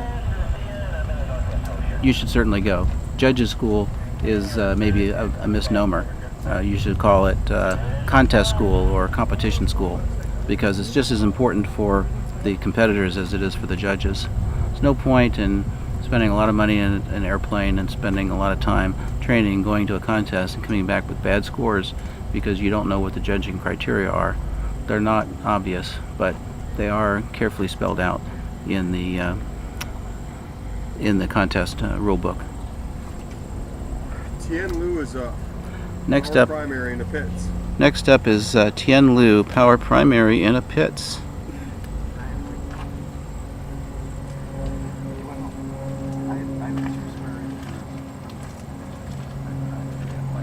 Henry BK says, as a physician, one of the more interesting papers I read recently was the Air Force using positive pressure oxygen to keep the lungs open as part of G-force compensation with the G-suit. That's a new one on me, but it sounds like it could be effective. For those of you who are interested in G-force and aerobatic training, I did a series, 2 articles earlier this year in Sport Aerobatics magazine. Lori Penner is the editor, about G-force training in the aerobatic competition pilot. So I would direct you to that. If you join the IAC, you will have access to that fine magazine and also be able to access back issues on the website. So Jeff, next up is Tien Lu, power primary. Power primary. Let's pull it up. I still can't get over how cool it must be to be in college and to come to the U.S. Nationals. Yeah, I can't imagine doing something like this in college. All right. I was so just cool. I was just spending a lot of time in the library studying calculus and Can you imagine being organic- told in college, like, can you please study this Arrested card more, please? organic chemistry. Yeah, instead of organic chemistry, right? Yeah. You know, somebody asked me, they said, what's the most frightening book you ever read? And I said, organic chemistry. I thought you were going to say Advanced Aerobatics by Mike Goulian. Here he comes. Here comes Tien Lu. He's flying at Pitts S2C. Yes, from, this is one of Dagmar's kids from MSU, Denver. 45 up. Flying very strong line. It's going to cap off to a 1.5 turn spin. I think he's got to drive this a little bit more upwind. Mm-hmm. Now that's part of positioning. That's part of your score, is positioning things in front of the judges that are well balanced. 1.5 turn spin. Very nice. Good finish. It looks like he took the rudder out slightly halfway through and put it back in. Going into a Cuban. 45 down with a half roll. Really nice radius right there. You agree with that? Yeah, I'm watching it on the screen here. Not in the air. It's hard to get a good perspective. Let me pull this tent back for us. No, that's all right. You sure? It's all right. I'm switching back and forth between the outside and the inside with my glasses here. Yeah, it is tough. This is a loop. Yeah, Peggy Ridinger says judges' schools should be called Learn the Rules School. Yes. Hi, Peggy. Miss you. 180-degree turn. That was a really nice entry to that turn. And then he's going to finish it up here with a slow roll.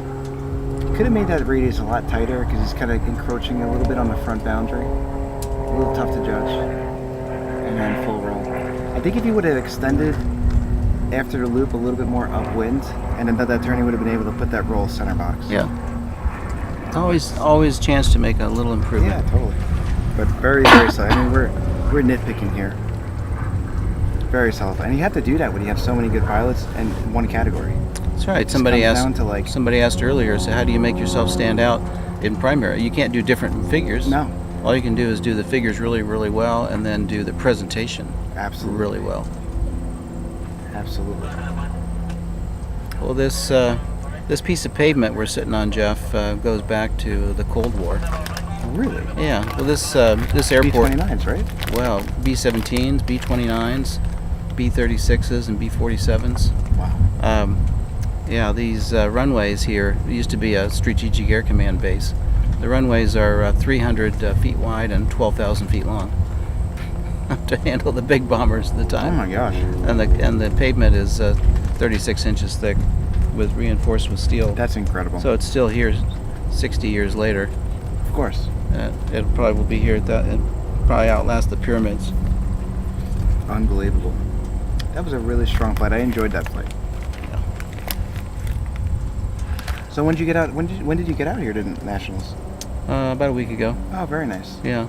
So I drove out from Park City, from the Salt Lake City area, Mm-hmm. left on a Tuesday and got in on a Wednesday night. Since I'm driving by myself, I take 2 days to drive out. My wife flew in yesterday, so with her, maybe we could drive back in one day. Yeah, totally. On Saturday. But I was How many here. miles of a drive is it? I don't know. It's like 12 hours. But I come out early to help Gary DeBon run the practice box. Gary's our perennial practice box master. But Avid it's bicyclist too. yeah, but it's an all day. He's here from before dawn till dusk every day during practice days, and so I help him out both by doing the briefings and by occasionally taking over the radio so he can get a break. I agree.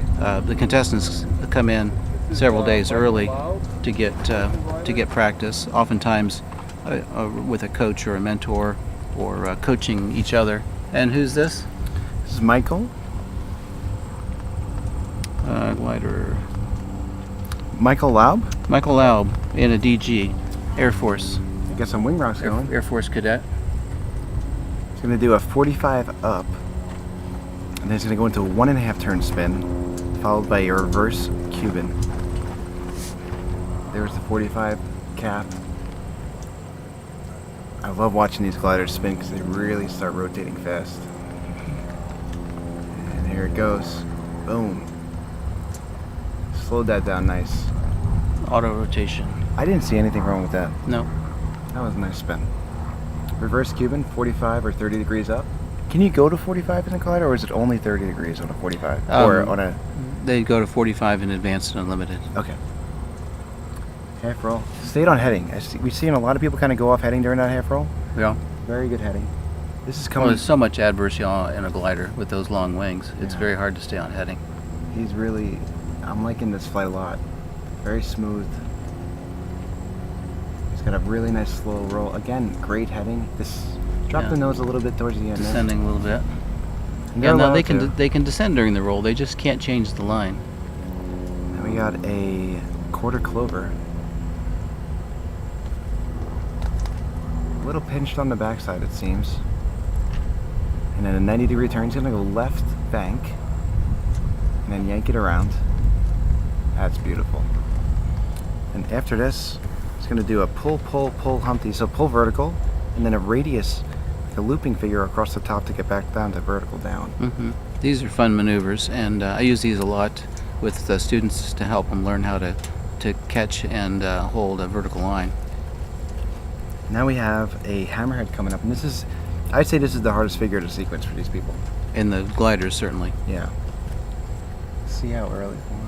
It's not even a second after hitting that vertical line, he's already going into it, just because he needs that momentum. Yeah. Now later we'll see the Fox fly, and they're a faster, higher performance glider, and they will draw a better, longer vertical line.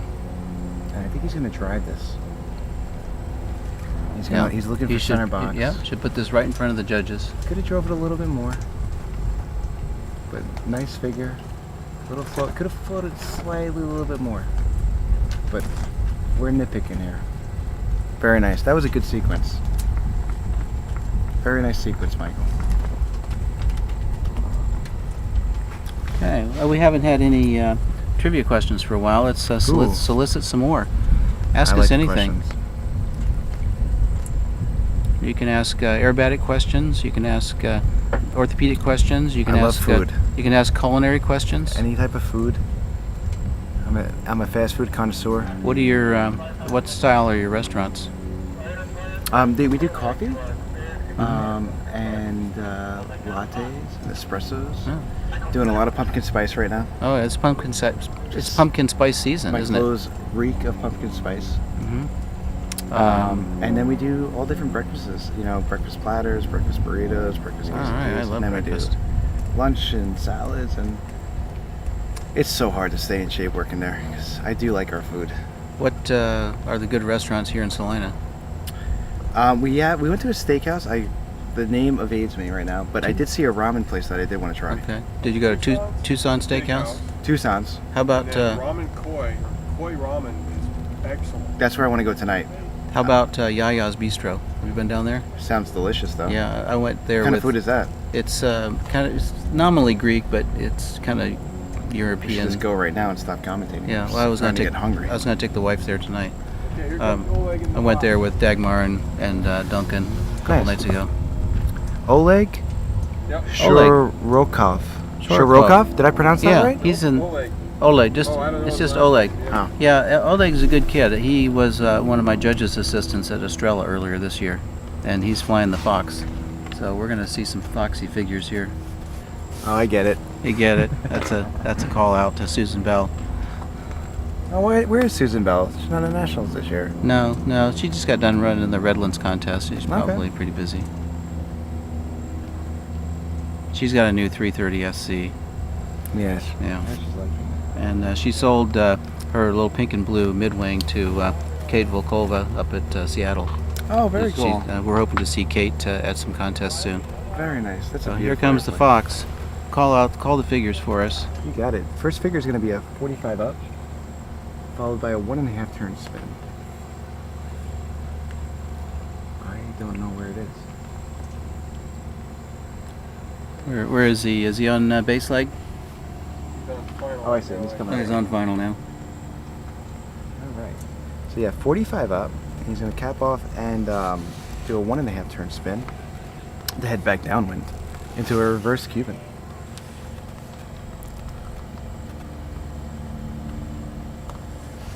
You know, being that you're a doctor and in medical, what's your favorite fast food place to eat at? Favorite fast food place? You know, when I'm traveling, I get McDonald's cheeseburgers. I'm going to comment on that after this. 45 degrees When up. I'm traveling by car, Okay. because they're perfect road food. I don't get them. They are good. There's a lot better hamburgers, but I've never gotten anything on my clothes eating a nice dry McDonald's cheeseburger.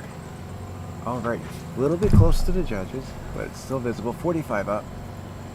You kind of see a performance difference in this glider compared to the MDM. Yeah, this is quite a bit higher performance. So the cap up. Now he's going to go right into a 1.5 turn spin. He's doing it to the left.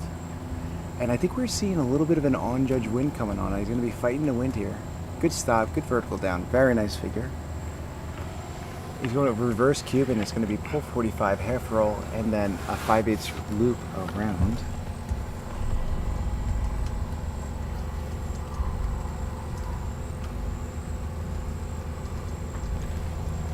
Comes the backside. He's going to go into a slow roll, followed by a quarter clover up. Here comes the slow roll. Very nice. And he's going to pull up and bank right.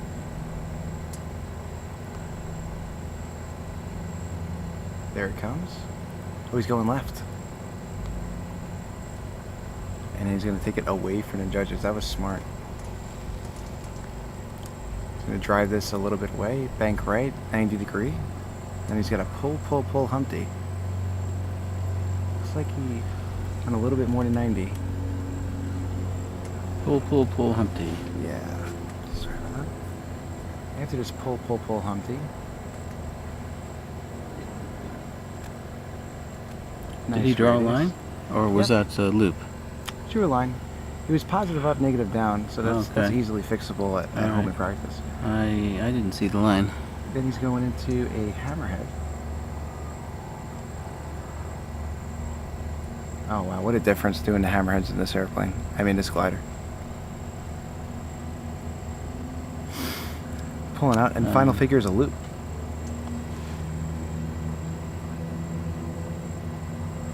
Really driving it up.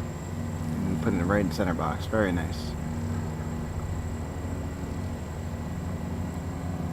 Very nice float. Very nice back. Very nice. Good flight. Yeah, good flight, Oleg. So, got a couple of questions here. Oh boy. Can you get Carbone to sponsor the 2023 Advanced WAC? Um, Is Carbone one of your restaurants? no, that's an inside joke. We have a friend who brags about how a certain restaurant named Carbone in the city, Manhattan, is the best Italian food he's ever had. Oh, okay. And I compare it to an Olive Garden. Uh-huh. Except Carbone doesn't have unlimited breadsticks or good soup. But I would never, even if they wanted to give us $1 million, I wouldn't take it. I wouldn't take it, and I would fight our president on taking that money just Okay. just out of spite. Okay, for the rest of you, there is a World Aerobatic contest coming to the U.S. next year. It's not going to be in the unlimited category like the recent contest in Poland. It'll be in the advanced category, and it'll be in Jean, Nevada, which is just south of Las Vegas. Duncan Kerbel, who's here flying and volunteering, will be the contest director for that. Love Duncan. So hope to see you in Las Vegas in a year from now. Middle of October. That'd be a Bruce? nice time of year in Vegas. I'm gonna have a whole world of aerobatics coming to the U.S. It'll be a lot of fun. October 25th through the 3rd of November.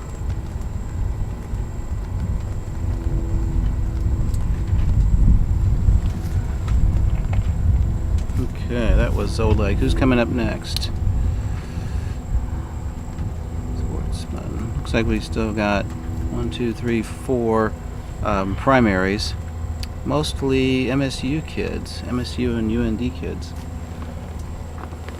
It's just amazing that these kids can get started in aerobatic competition in college. So incredible. Yeah, I didn't fly any aerobatics until I've been out of medical school and residency for a dozen years.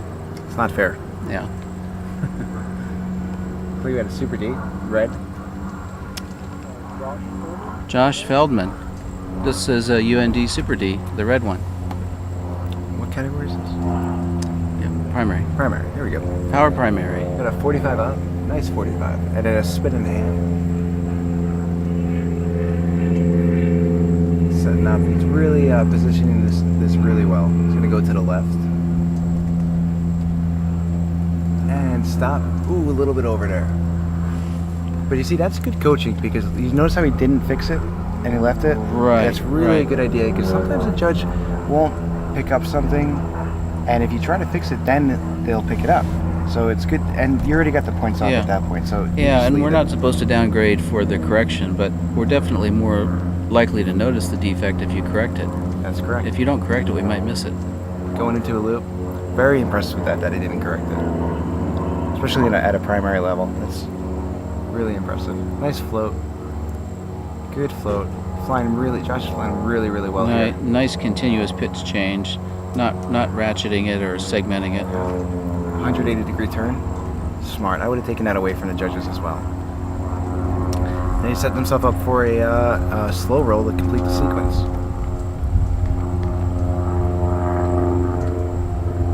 Very nice.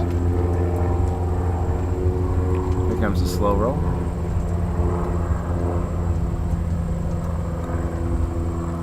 Well, I didn't see anything wrong with that one. Nope. It's going to be close. If it's not a 10, it's going to be close. Nice. Very nice flying.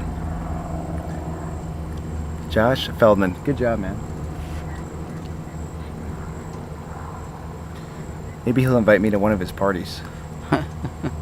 After Josh is in that category is going to be Nina Stewart, who's the captain of the MSU team. I wonder if I have any fast facts about These kids. I don't. You have the bios. Those are made up bios. I mean, I was gonna say.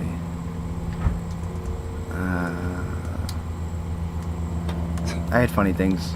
Funny things to say. Like Josh doesn't know what a yellow book is. None of these kids know what a yellow book is. What's a yellow book? How do you not know what a yellow book is? Where you get the phone numbers from? Oh, you mean like the yellow pages? Yellow pages. Oh yeah, well I grew up with the yellow pages. Yeah. If you asked Josh what the yellow pages were, his head would spin. Oh, He wouldn't even know. Let's see what else I got. I wrote that the Air Force Academy still wants to believe Maverick wasn't in the Navy.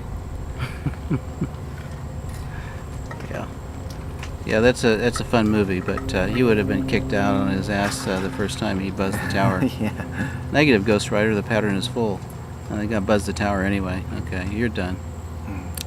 I have here that a lot of these college kids are affording aerobatics by living off ramen noodles. Yeah. Cup of noodles. You can actually get serious vitamin deficiencies by living solely on ramen noodles. Oh, really? Yeah, it's Oh, no. happened. So kids, if you're listening, one a day will Yeah. not keep the doctor away. That's right. What else? I have that joke that I told Forrest. Did you hear that joke? About us asking college kids if they knew what a 401k was? Yeah. And I thought it was an aerobatic figure. I thought it was an aerobatic figure. We asked,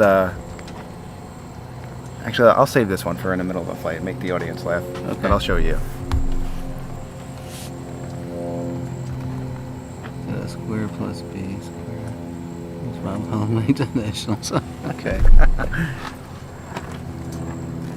Who's next? Nina? Nina. Nina Stewart. Nina, the team captain. She actually gets her hair care routine from Mike Goulian, Yeah? who has phenomenal hair. The Don. Known for it. To cue the Godfather theme. Oh God, I wish. We probably wouldn't go through with YouTube. Does he, copyright? Yeah. Does Mike Goulian take this kidding in good nature? Oh yes. Yeah. No. It's just frustrating with some of these guys how they can be outside of the cockpit amazing people. Yeah. You know, just amazing pilots, I amazing like it. people, amazing everything. Like I said, I knew Mike 20 years ago when he was flying our contrast at an entry level, and he hasn't changed a bit. Got a 45 up here. Gonna cap off and go into a 1.5 turn spin. Really setting this plane up nice. Showing the judges. I like that she's a little bit further back in the box. I think she hit that 1.5 Yep. turn spin a little early. Yeah, she should have flown upwind a little more. But good rotation, good stop. That should be in the left-hand side of the box, not midline or downwind of the midline. She's got a Cuban coming out here. She's gonna pull the 45 down from there. And then she's gonna do a half roll. Let's hope she waits. Good separation. Good. That was a nice 45 line. Didn't get steep or shallow. Yeah, she gets good training from Dagmar. So we got a loop here. See that float? Constant radius. A little pinchy on the backside. Little tight, little tight. Still solid figure. I like the altitude she's at. I think she's a couple hundred feet lower than some of the others, and the plane's really presenting itself really well. 180-degree turn right there. The next figure's a slow roll. Very, very good. No altitude. Nice. Maybe just speeded up the roll rate just a tiny bit there at the end. There are the wing rocks. Solid flight. Yeah. I think if she just moved it a little bit over to the left, maybe a little bit more presentation points, but the figures itself are very, very good. And I like that, like I said, I think that bringing it down a little bit, like she did, really made a big difference in being able to see it and present it well. Mm-hmm. There's nothing wrong with flying high. You No. want, if that's where you're comfortable. But we do have restrictions here, and the floor to primary is 1,500 feet. Correct. Yeah. Yep. Primary. So primary you're and allowed Sportsman. to, obviously you want to be safe and confident, but you're allowed to go down to 1,500 feet. Yeah. And Well- if you fly well and you fly solid figures, there's no reason not to. Lori has noted that Oleg, who flew that MDM Fox, is from New York City, and this is just his second contest. His, Fellow New Yorker. yeah, and he. I have been getting a lot of flack for my accent. Have you picked up on it? No. Cody Brown. And that Oleg's safety pilot is Shad Colson, and Lori said for discussion, why do some pilots use a safety pilot? That is a great question. Well, if you didn't have a medical certificate, you could go with a safety pilot, or Yeah. if you were a student pilot, you would need to go with your CFI, Or your first contest. or maybe it was your first contest. I think it's a. Well, we got Cody Brown here. We'll get back to that. Okay, yeah, because the other reason, the most common reason is Safety. insurance. Well, insurance. You may not be able to solo. yeah. You may not be able to. That's true. You may not be able to find an airplane that you can fly solo. Cody Brown. His name sounds like an aerobatic pilot. Cody Brown. Cody Brown. Sounds like he This could guy be. was born to fly contests. Sounds like he could be a NASCAR driver. Exactly. 45 up, capping off, setting up for the 1.5 turn spin. Hear that pit's popping. There's Pit's a- 1.5. Pits a poppin'. Very nice. Pulling out. Going into the Cuban. Really keeping it tight. Really getting on it. Nice float. I mean, he's flying this pitch really, really well. And there's times in the sequence where you want to be aggressive, and he's not. And he's being aggressive, and he's being smooth where it needs to be smooth in the looping portions. And I really like that style. Going into a loop here. I think he got on that a little too much. He's flat spot in the top. I think maybe one little over 1G less on that pole would round that out really well. Good backside on that. Got a 180 degree turn. Very nice. I like he took it away from the judges. Followed by a slow roll. And that's the sequence. And that's the end. I mean, how do you downgrade that slow roll? I would give it a 10. You know, when you see a 10, give a 10. So I used the safety pilot, because that's a great question. I used the safety pilot in my first contest because aerobatics, you're going upside down in an airplane, there's a lot going on, you're flying in front of, you're being judged, so there's some pressure there. Yeah. But can the safety pilot coach you during a competition sequence? No, No. they cannot. They're there to strictly take over when things get dangerous. Yeah. In fact, I used a safety pilot for my first two contests. My first contest I did really well. My second contest, we had Sportsman, and there was some 45s, and they're very similar in, say, figure 3-ish around, and then figure 8-ish. And I ended up flying the 45 from figure 8 Mm-hmm. when figure 3 was being called for. So it put me reversed, and I zeroed a lot of the flight. And I joked with my friend who was my safety pilot, and he was like, I wanted to tell you so bad, but Can't. I had to let you do it. The safety pilot has to sit there with his feet on the floor and his hands on his lap, Yep. and not coach, not control. Yeah. And if you see a blunder, you got to just stay silent, unless it's a safety issue where you'd have to take control. Yeah, Well, that's got to be tough. Yeah, the most common reason is that you can't find an airplane that's aerobatic capable that Yep. you can solo rent. So our flight school in Provo, Utah, at Pilot Makers, we have the Extra 300L and the Super Decathlon. Neither of those airplanes can be solo rented except by our flight instructors. That's very frustrating for the students, but it basically is economic. We can't afford the insurance for open pilot coverage. I am offering some ownership shares in the Super Decathlon, Very nice. and I think we'll take on a couple of higher utilizing students as co-owners. and eventually they'll be able to solo at contests. That's the whole thing, is trying to get people that are competent, obviously. But at least to do that. our students could go to the Borrego Springs contest, the Redlands contest, the Marana contest, other contests in Southern California and Arizona with our team or our chapter, and we'll bring along instructors that can be safety pilots. It adds the expense, yes. It adds weight, but the alternative is not to compete at all. So it is an entry-level pathway to competition, or a pathway to entry-level competition. It's, and that's I think one of the tough things in the U.S. with getting into aerobatics is the U.S. is just such a massive country, and you forget that in these European countries like France and Italy, basically France is the size of a little bit bigger than New York, so it's very easy to gather everybody up and put things together. But we're so spread out here to find 5 partners that want to buy an airplane within a 100-mile radius is very difficult. Texas is the size of Western Europe, isn't it? Pretty much. Yeah.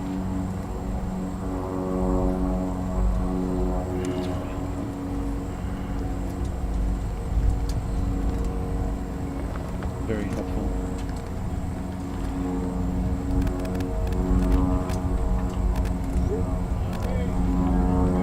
Got a glider on base. Discussion topics you see fit, period. We need all the help we can get, period.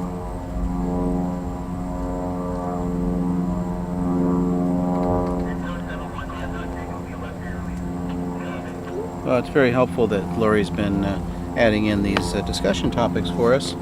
But we'd like to have discussion topics from anyone, anything.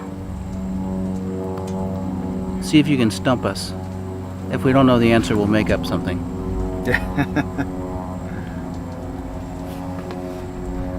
So we got a glider on base. He's high and to the right, diving in. He is in a, looks like one of the Air Force cadets. Yep. Is this Air Force glider? Yep. Is this Jacob? Is this Jacob Forrest? Sportsman. Jacob Monoksk. He's capping off, going into a 1.5 turn. Wind is really picking up here. I don't know if you can hear it in the mic. There is 1 and a half. A little positive down. He's going to go into a reverse Cuban, pull 45 half roll, and radius on the back. Probably battling some serious winds up there. Yeah, I think the wind is picking up.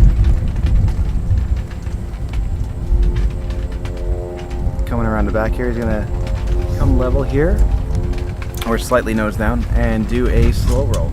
There's the slow roll. And then from there, he's gonna be going into a quarter up clover.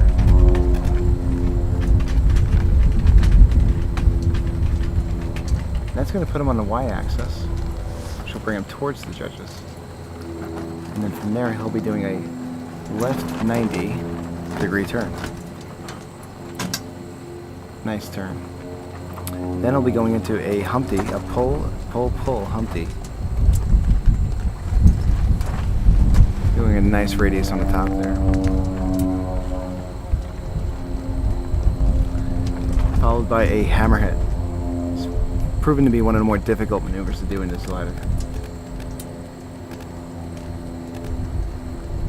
I think he's got it.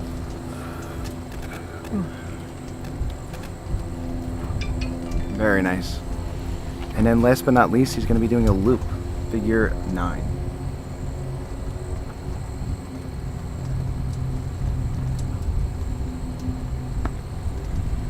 Really seems to have a good feel for the box and positioning by driving that figure upwind like that.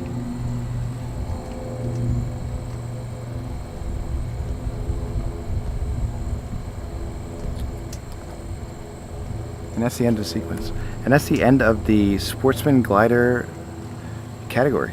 Okay. And we still have some Sportsman power. Oh, Sportsman power we haven't touched yet. We saw Nina Cody Brown. Was that? Bryce Chukula. So probably one more primary, and then we're going to start into the Sportsman Power, and things will pick up the pace a little bit. So we got a question here from Henry, HBK.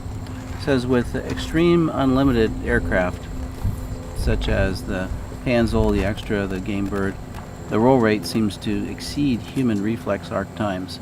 How do you do small incremental rolls, like 45-degree increments, when the airplane's rolling at 400 degrees per second? So, let's say, a Game Bird or an Extra 330 can probably roll it faster than 360 degrees per second. So you're looking at, and let's say you want to do an 8-point roll. Okay, so what's 1/8 of a second? Yeah, right. Yeah. Well, I mean, that's only a tenth of a second. I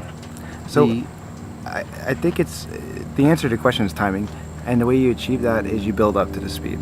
So you have to start slow, and then you build up faster, and then it just becomes timing at that point because it is.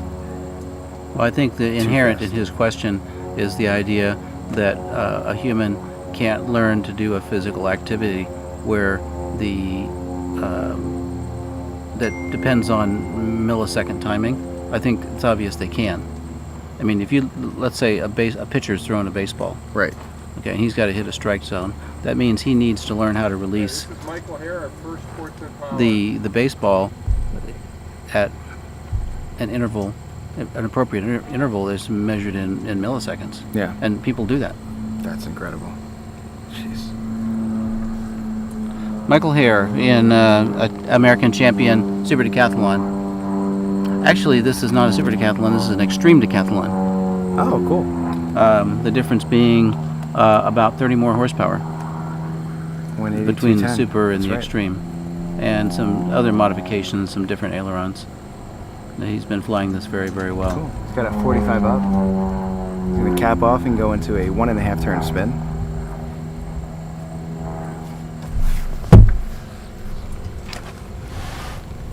Sportsman known. Yep.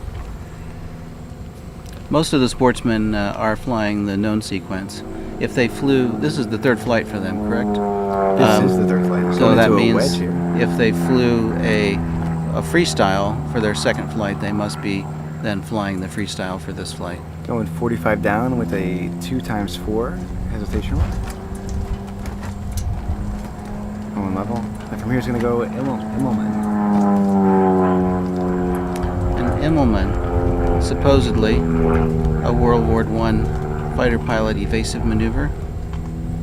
Half loop up, half roll off the top. Got a 180-degree turn. We're going to take this away from the judges. Got a nice flight going. And he's going to level out after 180 degrees and go into a push down 45, 5/8 loop up with a half roll. Yeah. I've been struggling to find a common name for this, and I can't. I've given up.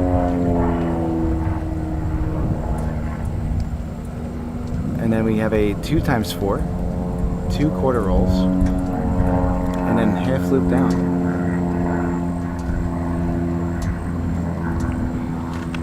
Looks like you could have floated that backside of that loop a little bit more. And we got a full loop followed by a hammerhead.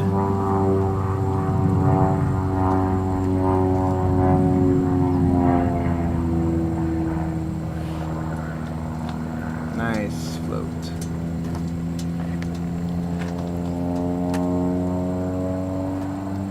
Followed by a hammerhead now.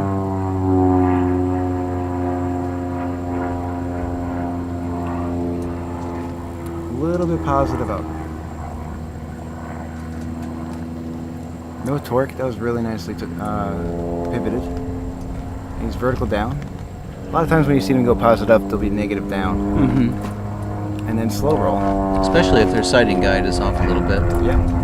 Nice flight. Nice flight, yeah. He's flying well. Super nice guy, too. Very helpful. Yeah, he nailed that.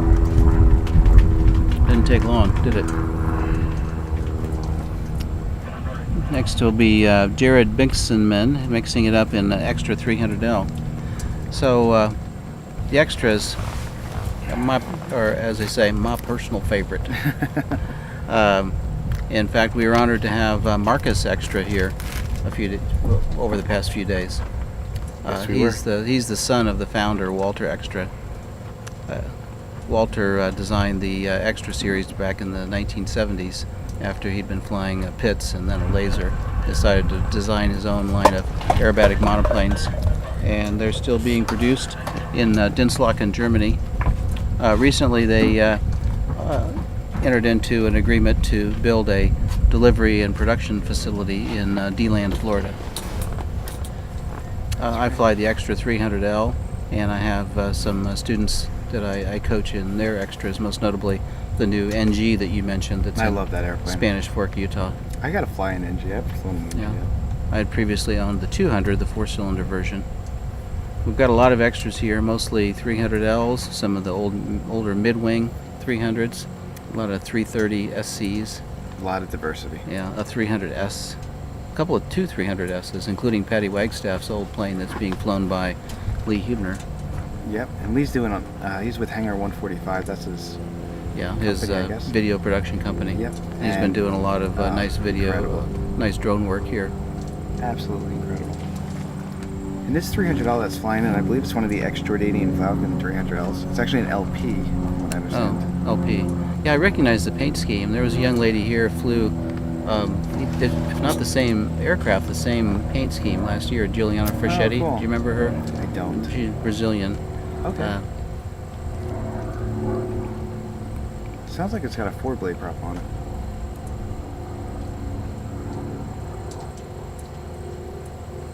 Why? Because it's quieter. A little bit, yeah, a little bit higher pitch and a little Yeah. quieter. Mine has a 4-blade prop. It is significantly quieter.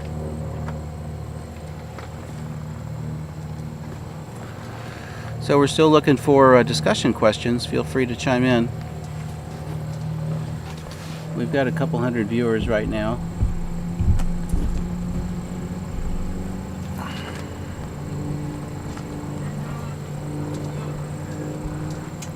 All right, so we got Jared diving in here. Some strong wing rocks. This is an ex-Jordanian Falcon, huh? I think so. And Sportsman known. It's going to be going into a Humpty, pull, Humpty.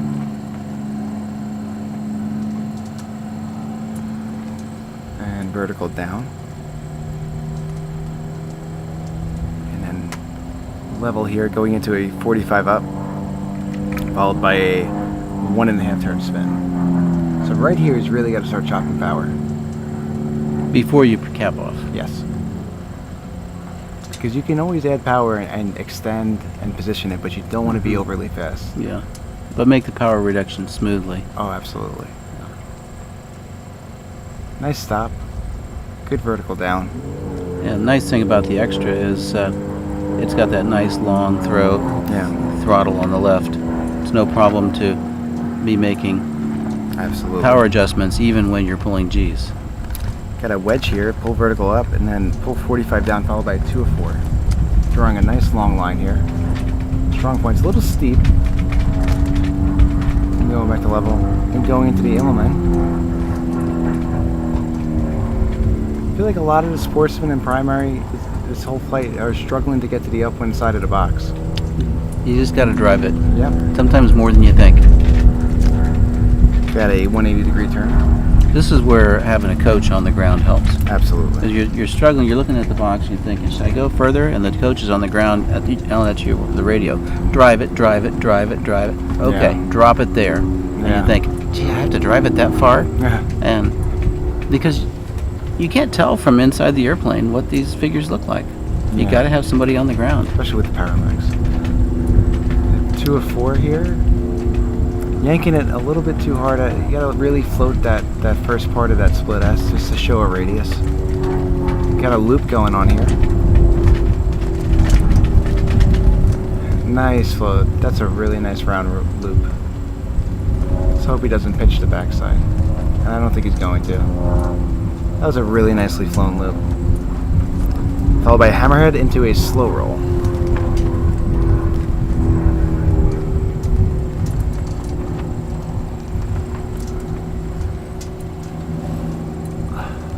Nice pivot. You see the wind blowing him up there, huh? He's drifting. Yeah, you can definitely see him drifting downwind. He's center box now, so most likely he's not going to wait too long to do this slow roll. Slow roll. Good. Nice flight. Not much wrong with that.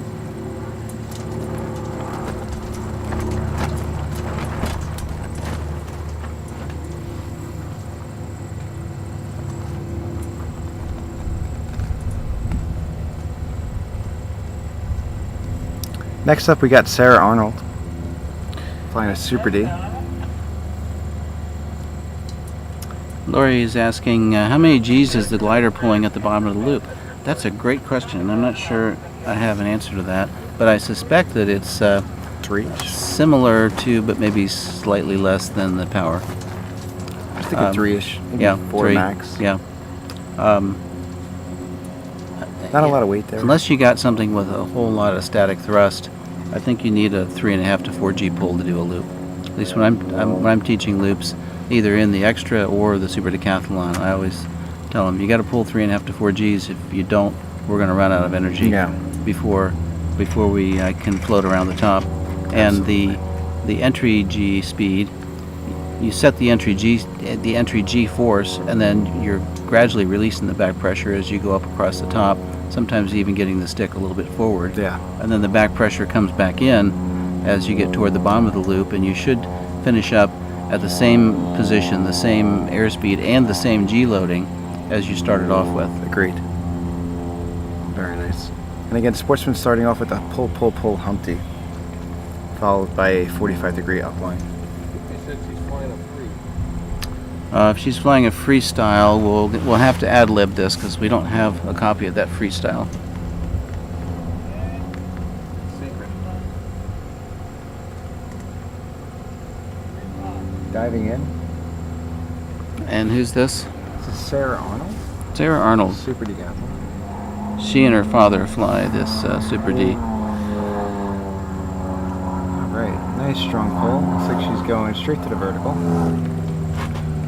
Capping up. So pull vertical, cap off level. Definitely setting up for a spin. So we got a entry. There is 1 turn. And a lot of people select the 1.5 turn spin for their free because the way it finishes with the wing square and very nose down attitude to get back to vertical. Yeah, the 1.25 is much harder because you finish going sideways to your direction of travel, and it requires a significant amount of rudder to get the nose pointing straight down. Absolutely. So we got a wedge there, a half roll on the 45 down. Got another vertical upline. Looking like a half square loop. Probably going to pull vertical down from there. Vertical down. And level. Flying the airplane, very aggressive. Very nice to see this. Looks like we got a pull, pull, pull Humpty bump. She's keeping it very tight. Good presentation. In front of the judges. Yeah, nicely presented. What's this, a hammer? Yeah. And you can see it's a tremendous headwind component the way she's getting blown. Having these little puffy clouds up there really helps the judges. Oh, To absolutely. give them a background to judge against. It's really hard to judge against a featureless blue sky. Got a reverse Cuban, and you can see how fast she's going downwind, right? That was a reverse wedge, I'm sorry about that. And she's got to just keep going, drive up, drive up. I would have drove that a lot more upwind. Looks like we got a Immelman. Very nice figure. She's flying really beautifully. And a left, or looks like a 180-degree turn. Nope, 270-degree turn. Followed by a 90-degree turn, if I had to guess. Nope, 180. Nope, 270 again. Way off.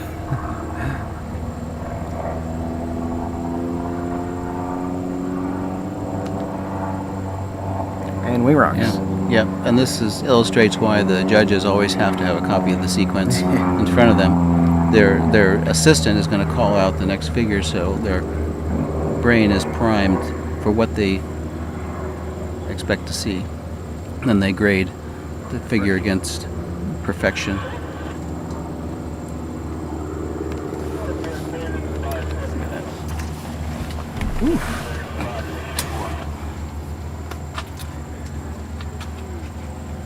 Another nice flight by Sarah Arnold. Really, really nice. And it's fun flying it free, especially in a super decathlon. You can make it however you design. There are criteria that you have to meet, certain rules as far as repeating figures and having certain base figures. And an example of a base figure would be they're called families. So we have the hammerheads, single lines, double lines, 3 lines, and then also looping portions, rotations, as far as rolls, snap rolls in higher categories, spins. So there's all these rules, and you can basically make a sequence and form it that will fit your needs and your style. And that's what she did. Next up we got Philip Gregg. He's flying a Pitts Special, an S2A. It's a beautiful airplane. It's black and white.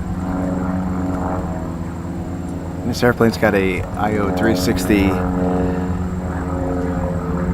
angle valve, I believe, 180 horsepower. I'm sorry, parallel valve, 180 horsepower.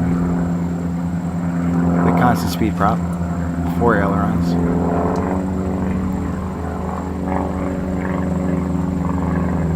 They say the Pitts S2A actually flies a lot nicer than a Pitts S2B. It doesn't perform as well, but because it doesn't have as much weight up front, it's a little bit lighter, and the control harmony is a little bit better. And Philip, yeah, he's all ready to go. If he's flying the known, the first figure is going to be a pull Humpty, followed by a 45 up. And looks like he's on a base leg right now, getting ready to enter. And he's diving in from the right. Wing rocks.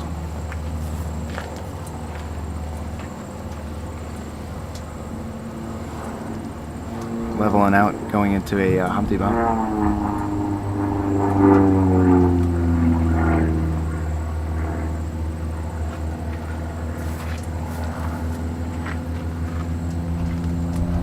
Really nice radius over the top. Going into a 45 up.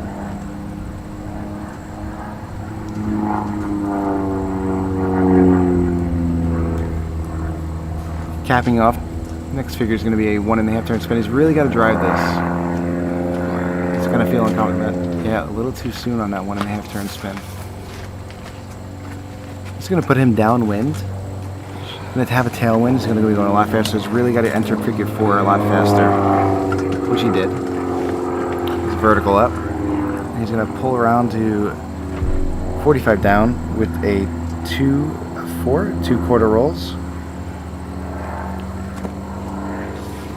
Followed by an Ilmaman and a 180-degree turn. This must be Philip Gregg in the S2A.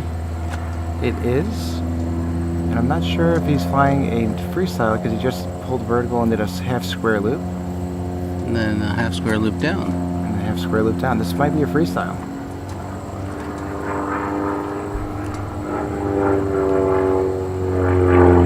Pulling vertical again. Capping off. Doing a pull Humpty. Closed a little late on that radius.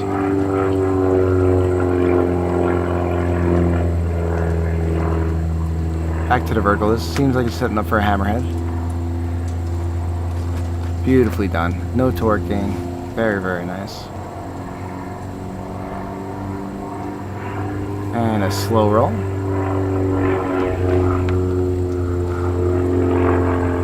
Followed by a looping figure of some sort. We'll figure out what it is. Looks like it's a half loop up. He is settling a little bit. Yeah, slightly descending. Half roll. Nah, aerobatic turn.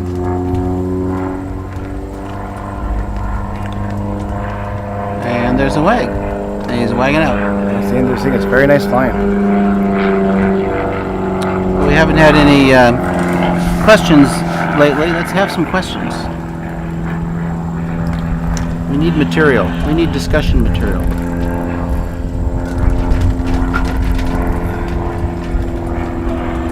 Next pilot flying is going to be Andrea McGilvery.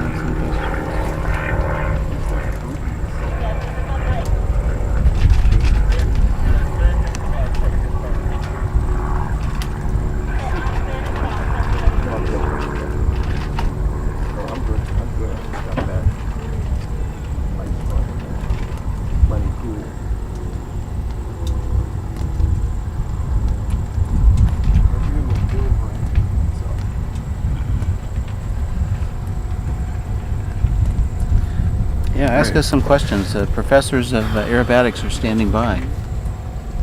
You're ready. Andrea's flying a Pitts S1C, and the C means it's only got ailerons on the bottom wing, I believe, right? I don't know. You know, there's a lot of minor variations of the single seat Pittses that I'm not up to date on. I have flown the S2A and the S2B. We have an S2C here from MSU. These are all factory built 6-cylinder. No wait, the A is 4-cylinder. Yep. Factory built 4 and 6-cylinder airplanes made by Aviat in Afton, Wyoming. Certified aerobatic category airplanes, and they all have 4 ailerons. Yeah. Andrea's coming into the box. I'm not sure if she's flying a Freestyle or the known, but if she is flying a known, it'll be a Humpty Bump. And it is a 45 up, so it looks like a Freestyle. And she's pulling power back, getting ready for a spin.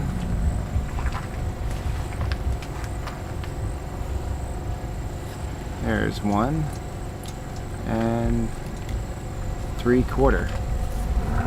1 3/4 spin, putting her on the Y. That's unusual. It's usually 1 1/4, 1 1/2. All right. Looks like it was a little bit over rotated for her, and she's taking a break. So I'm guessing she was supposed to do a 1 1/2 turn spin there and just went a little bit too much. She went too far. Yeah, that's unfortunate. That would be a 0. So these figures are graded on a scale of 10 down to 0 based upon the deficits that the judge sees from perfection. Once you get to 0, you can't go any lower. There's no negative numbers. That's That what's would called be bad for me. Yeah, that's what's called a numerical 0. There's also what's called a hard 0, which means that the figure wasn't flown, or it was flown in the wrong orientation, or that it lacked some essential element. She's back. So we got vertical up, followed by a half square loop up, settling slightly. Yeah, generally if a spin over rotates by 90 degrees, it would be regarded as the wrong figure and would get a hard 0. Back up to the vertical. Really strong winds here, getting pushed around. Looks like she's doing a wedge. So this is like the half Half Cuban, low. only with flat sides to it.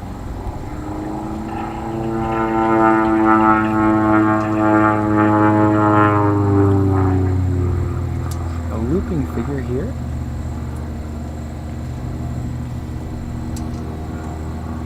And it's like a half loop down.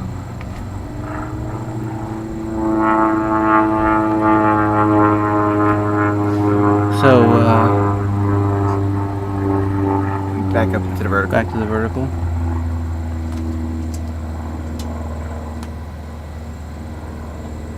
Hammerhead pivot, stall turn, also not a little negative down, she's fixing it. Coming back to level, downwind. Drove that really nicely upwind.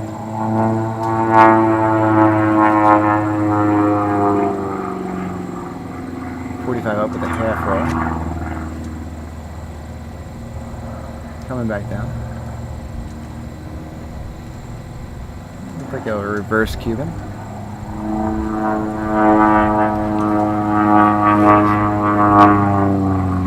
Vertical up. Looks like she's setting up for a Humpty Bump. Very small radius on the top, that was really nice. Closed pretty good. Vertical down, back to level flight. Had an aerobatic turn here, banking and yanking. And level. And a slow roll. And that seems to have completed the sequence. Nice flying. So we have a question from Gungan Works. What's your favorite family of figures, and what's your least favorite family of figures? Ooh. I would say my favorite figures are verticals, Oh, okay. like Humpty Bumps and Hammerheads. And my least favorites are probably pushes. Pushes? Yeah. Well, when I did advance for a couple of years, and pushes are hard. They never feel good. I don't mind positive G's at all. Positive G's feel good. See, I don't mind the comforting. negatives. Pushing around, the straps are cutting into your thighs and your shoulders, and my eyes are bugging out, and I get bloodshot eyes. When I was practicing advanced, I'd come home and I'd take a shower, and my wife would see me get out of the shower with the bruises on top of my clavicles, and the whites of my eyes were all red and bloodshot. No. And she'd say, "Why are you doing this to yourself?" Oh man. But just going vertical. That's fun, That's right? one of the funnest things. Especially, Just pull an airplane straight up and straight down. especially in a nice overpowered airplane. Yeah, like an Nice extra, big because it's vertical so smooth. What That's about really you? funny. Ooh. Oh gosh, that's a great question. I love snap rolls. Love doing any type of snap roll. They're very. You can always be getting better at them, That's true. and they're very different at different speeds, and it's such a great figure that when you get it right, it's. Yeah. Forrest is shaking his head. You're wrong about snap roll. Oh, what? Oh. Oh, yeah. I like a snap roll, but I don't do them well. I've never You're probably learned. hard on yourself. I've never learned to do them that well. I say least favorite?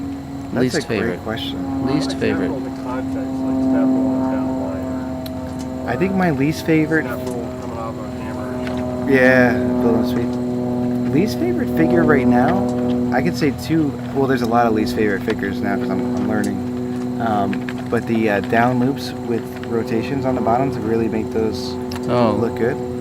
And then tail slides with snap rolls up. It's really you're coming up.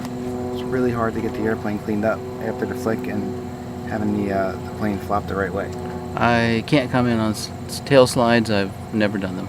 Well, it's funny too because they actually just put them in advance a couple years ago, like 2 years ago. So now if you're going for the advanced steed and you want to compete at SIVA, You got to know them. you got to know tail slides. Who we got here? It's an extra. I think this is one of Luke Penner's students out of Manitoba, Canada. Yeah, this is a Tom Veer Singh Multani, and he's flying Luke Penner's extra 300L from Manitoba. Let's see if he's doing a note. Looks like that was a Humpty Bump.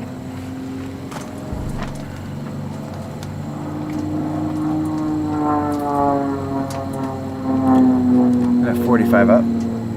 He's going to cap off here and go into a 1.5 turn spin.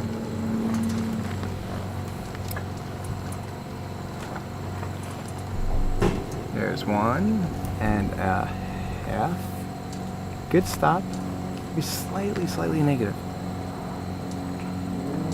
But that could be parallax. Going into a wedge, vertical up.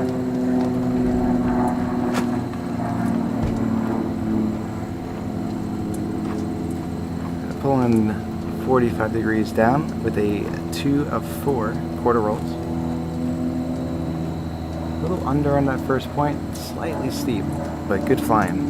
Followed by a Immelman. Really flying great. He's presenting this really well. After this is going to be a 180 degree aerobatic turn.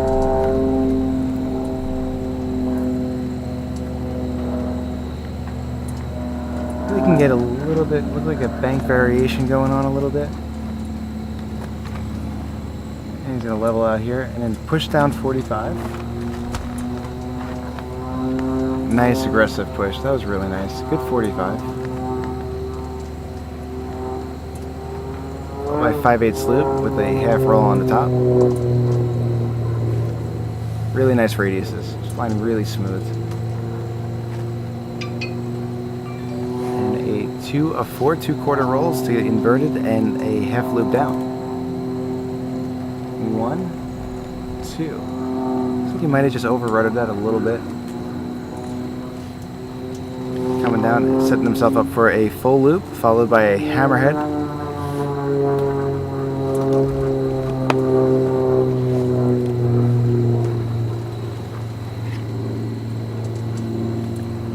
Coming across a nice float. Let's hope he doesn't pinch it here. Nice and easy. Very, very nice.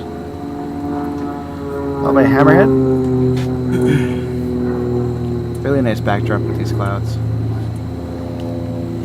Good vertical. He's waiting for it. There he goes. Good job. And last figure is a slow roll.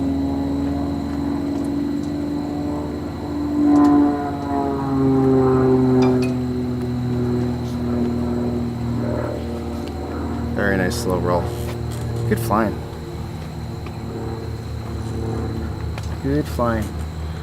He flies, Luke Penner's 300L Yeah. out of Harves Air in Canada. In Canada. So we got a question from Luke Gray, and it was seconded by Gungan Works. How long will Super D keep you interested before wanting to try something else like a Pitts? Also, in other words, is it worth buying a Super D, or is it best to work your way up renting than buying something else? So I would have to endorse the Super D. I think you're doing yourself a disservice not flying a Super D for at least 100 hours. Yeah. So I went a long time without giving a Super D a thought because I was flying an extra. I mean, I would see them at contests. I knew other people had them. I never really spent much time in them. And then I retired, got my CFI, started teaching tailwheel and aerobatics, and we got a Citabria, and I had the best time flying that Citabria. Very comfortable. It's comfortable. It's agile. It's docile. Those aren't contradictory. It has some agility, but it's not. It doesn't have any bad habits. It's Very a great multi-use airplane. Great tailwheel airplane. Much less expensive to fly than the extra, and a great all-around tailwheel trainer. Then we did start taking our students to contests as an aerobatic team. Oh, very nice. And they were able to fly primary, but nothing else. It just didn't have the capability. So I did some flying in the Super D and realized it was going to be the key, the linchpin to developing our aerobatic program. That's why I acquired the 189 Papa Charlie earlier this summer. Yeah, Having a great time flying it, and I think that if somebody wants to have a long and fruitful career as an aerobatic competitor, buy a Super D or a part interest in one, set up a club, a partnership, and like you said, fly that for a couple 100 hours, and it will develop you good habits. Absolutely. Got Dylan Beal flying a Super D. It looks like it is the MSU Super D. It's white and blue. Looks like he's flying a free. We'll just have to ad-lib, huh? I guess so. Spin and a half, under rotated. Kept it, which is nice. He'll fix it, he'll blend it really nicely. Yeah, right in the pull. Back to horizontal. Got a 45 up. This looks like a reverse Cuban or a reverse wedge. We'll find out. It's flying very aggressive. I really like this style of flying. Nice vertical down, so this is a wedge. And back to horizontal. Coming across the box here. A vertical up. A good vertical. I don't see anything wrong with that. And a pull Humpty. Closed good. We finished a little bit high, but who knows? Back to the vertical. Probably a hammerhead. Very smooth, very nice hammer. Nice. No torque. Nothing on the back. That was textbook. Yeah.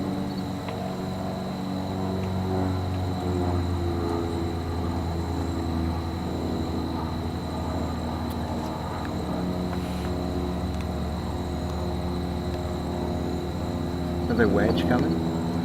The half roll down. Going back to horizontal. Little bobble there.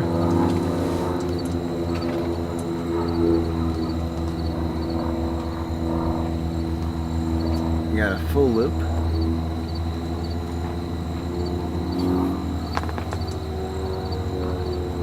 And back to 45 up.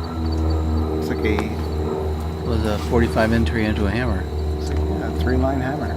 Very cool.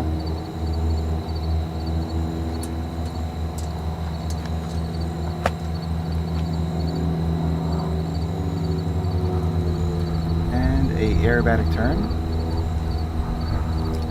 Dylan flying really, really hard here. Got a good flight going. Into a slow roll. Positioned very nicely in front of the judges. Nice, good that's flight. Good flight, Dylan. Let's see.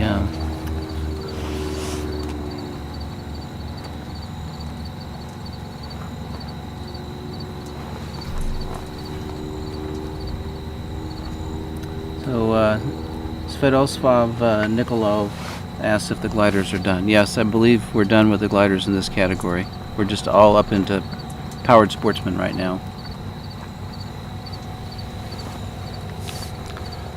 So I gave my spiel on the Super D. Do you just endorse that, or any other commentary? Any other comment? On the Super D? Yeah, as the way to get a good start in an aerobatic career. I think the question too is, it's a little bit of a financial question, because it seems like the goal of this person, was to get into a pits or something with a little more performance than a Super D. And the good thing with Super Ds, as long as you take care of them, they seem to retain their value, unless you put 1,000 hours on them, and you get a little bit of depreciation with the motor. So a lot of them produced. There's a pretty steady used market for them. Absolutely. So You can buy one or sell one on any day of the week. And as far as moving up, it's one of those things that, like, are you really ever really ready to move up? Have you really scored a 10 on every figure? I think you move up when you want to learn something new. So when you fly a super decathlon, you're learning sportsman level figures, and I think when you get those down really good, where you're scoring solid 8s and ahead of the airplane, and you want to move on to snaps and some type of vertical rotation, whether it's a quarter up or something like that, then it's usually time to move into something that can handle that, like a pits. We talked about insurance earlier. Insurance is an issue. Yeah. It's hard to get the higher performance tail draggers insured if you don't have the tail wheel time. Absolutely. Buy something that's easy to fly, easy to insure. Build your tail wheel time and build up in performance and capability. Got a spin and a half here for my every couple hundred hours. Super D. This is Sean Higgins. Or you could just go to school at UND and fly their Super Decathlon. Yeah. Come with me. We'll be students. It really is a rare opportunity they They have. get a lot of discounts. They get discounts at movie theaters. Do they know what Blockbuster is? No. It's just like they don't know what a 401k is. Yeah. Forrest knows what Blockbuster is. He's flying a Freestyle. It's like a Humpty Bump. Pull. He's positive up and negative down, so you might want to check that when he gets back home. He's at a good altitude. He's flying really solid. Hit the vertical there. Looks like a half square loop right there. He's going to drive this. Looks like he's probably going to be a half square loop down. And there's vertical. And back to level. And he's going to pull back to the vertical. Good vertical there. And that's why it's important to have people on the ground watching you, because if you're consistently positive or negative, meaning your nose is a little bit forward, you're not exactly 90 degrees, you might not know it. And you need somebody on the ground to tell you so you can get that sight picture right. But it seems like he's got it pretty good. Got a reverse wedge here. Wasn't sure if it's going to be a Cuban or a wedge. And he's driving across the x-axis. Coming across center box. You can probably drop the nose about a degree or two down When you're level flight coming across the X, coming across the front of the judges like that, sometimes it gives the illusion to the judges that you're actually climbing. So a common thing for a aerobatic pilot to do when they're going across the box of that is be a little bit nose low, like just a hair. We got a slow roll coming, beautifully. Nothing wrong with that, and that's it. That's it. Well, I just see a familiar name joined our chat. Oh, it's, yeah. Bryce Brimhall. And Bryce is, he's the chapter president of our new ISC chapter. Oh, hi, Bryce. 139. 139. Yeah, and he's Shout flying with SkyWest now. Oh, very cool. But we're hoping that he can fly with us in Borrego Springs. So, Bryce, if you got any questions for us, feel free to chime in on the chat. I heard you guys have really good weather out there. Utah's great, yeah. Yeah. And when it snows, it only snows for a day or two, and then it clears up again. It's usually, during the summer, it's warm and dry. What are your During the winter, it's cool and dry. What are the flying months out there? All year round. We fly all year round. Wow. In fact, sometimes the best flying is during the winter, especially down in the Utah Valley. Yeah. What elevation are you at? We fly Provo's 4,500 feet. Okay. But during the summer, our DA is often up to 7,000. Yeah. You're really... We go up to 10, 12,000 to start our practice. Oh, yeah. And you're still looking out laterally at the peaks. Wow. Yeah. I don't know if I've been that high in extra. It'll go up there. I know that the POH says it's not supposed to go above the POH has some ridiculous altitude limit like 10 or 12,000, but Yeah. I don't know why that is. I think that's more for when you with the crankcase breather tube, because of the colder temperature altitude, where that could freeze up and then pressurize your case. That's possible. It does have a winterization kit for that. Absolutely. That's one of the benefits of using the aftermarket exhaust like Sky Dynamics is. Mhm. It gets rid of that breather tube, that crankcase. So breather. the breather goes right into the exhaust. That's that pipe that goes right into the exhaust that has to be plumbed correctly to That's not why- create negative pressure. That's why we see those puffs of smoke on these guys. I believe so.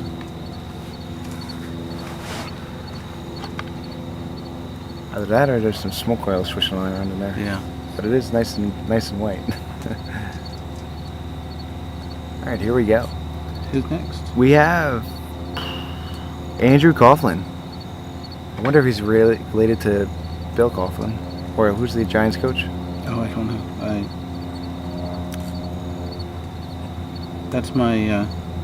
That's my weakest Jeopardy category of sports. I'd have to agree with you. I don't answer any sports questions. I don't really watch sports. I watch the championships. Mm-hmm. So I like doing the football boxes. You know. Mm-hmm. Yeah, I mean, I watch those games. I go to my son's house and he wants to sit and watch a game. Sure, I'll watch a game with him. You'd rather be flying. I wish that this would be on ESPN. That would be so cool. I mean, I know it's not much of a spectator sport, but if we get the right rhythm going here, maybe we could put it on ESPN and you and I could do the announcing. There's so many weird sports. I saw a sport on ESPN where they were running towards this is a true story. Mm-hmm. They were running towards a log and they got to climb the log really fast before it tips over the river and they got to jump off it. You ever see that? Oh, lumberjacking, yeah. Yeah.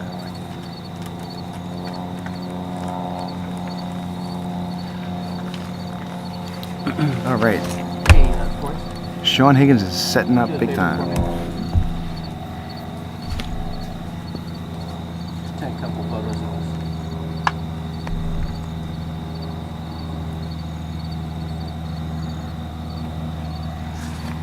Comments to me. Okay.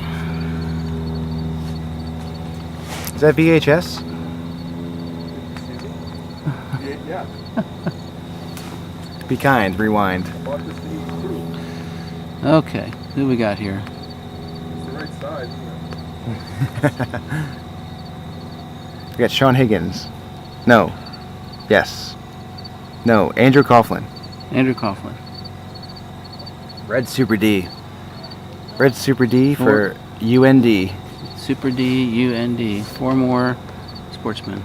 All right, he's entering. See if he's going to do the known. Ooh, power's in.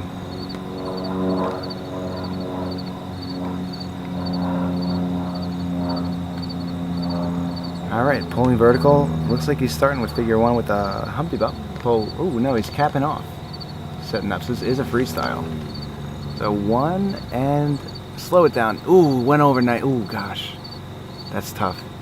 All right, he's blending it, which is nice. Good effort. Oh, he went over a whole full quarter turn? Yes, sir. That's going to hurt. He blended it. Right thought. Right thought. We appreciate that. See him gather it back up. Still flying strong. He's still looking composed. Half roll the level. Yeah, it's tough if you zero maneuver earlier in your sequence. It Throws off your rhythm. Could really throw off your concentration for the rest of the flight. Yeah. I think he's got it together though. Looks pretty sharp right now. Closed nice on that Humpty.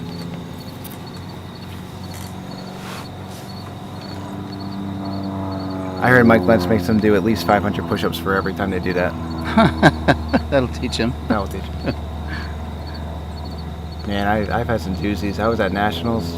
I zeroed at Nationals twice. Oh. 2 different years. I flew for 3 figures backwards one year. Horrible. But it happens. And he's clearly doing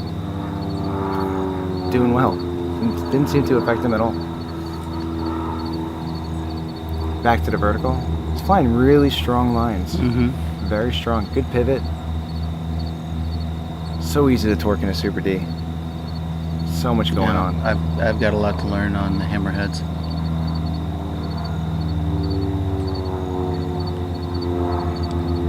.45. Good roll. Slightly settling on that. Oh, settled quite a bit on that. And it looks like it's going to be a radius here. No, wedge. And he's got to really drive this across the box. Positioning is really, really good.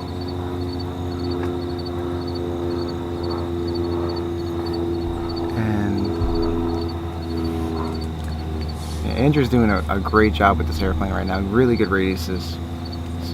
I like the altitude that he's flying at. Mm-hmm. It's giving the judges a lot better view and an easier time judging. Yep. And they appreciate that, especially late in the day like this. Yeah, high enough to be safe, but low enough to show well.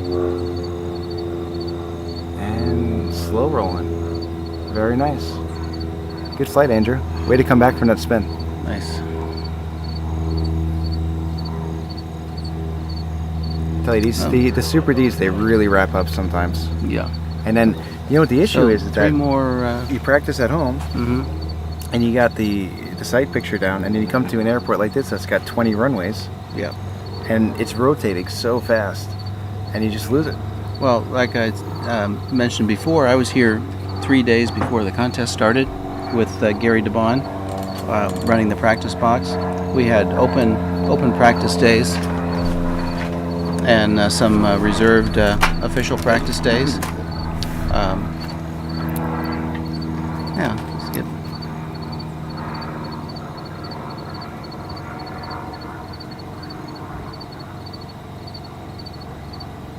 Try to get all the flies.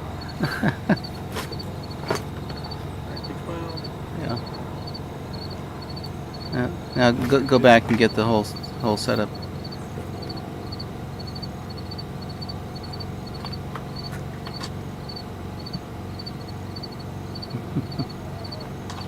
Hey, it. thanks a million. Okay, quick, make sure you're happy.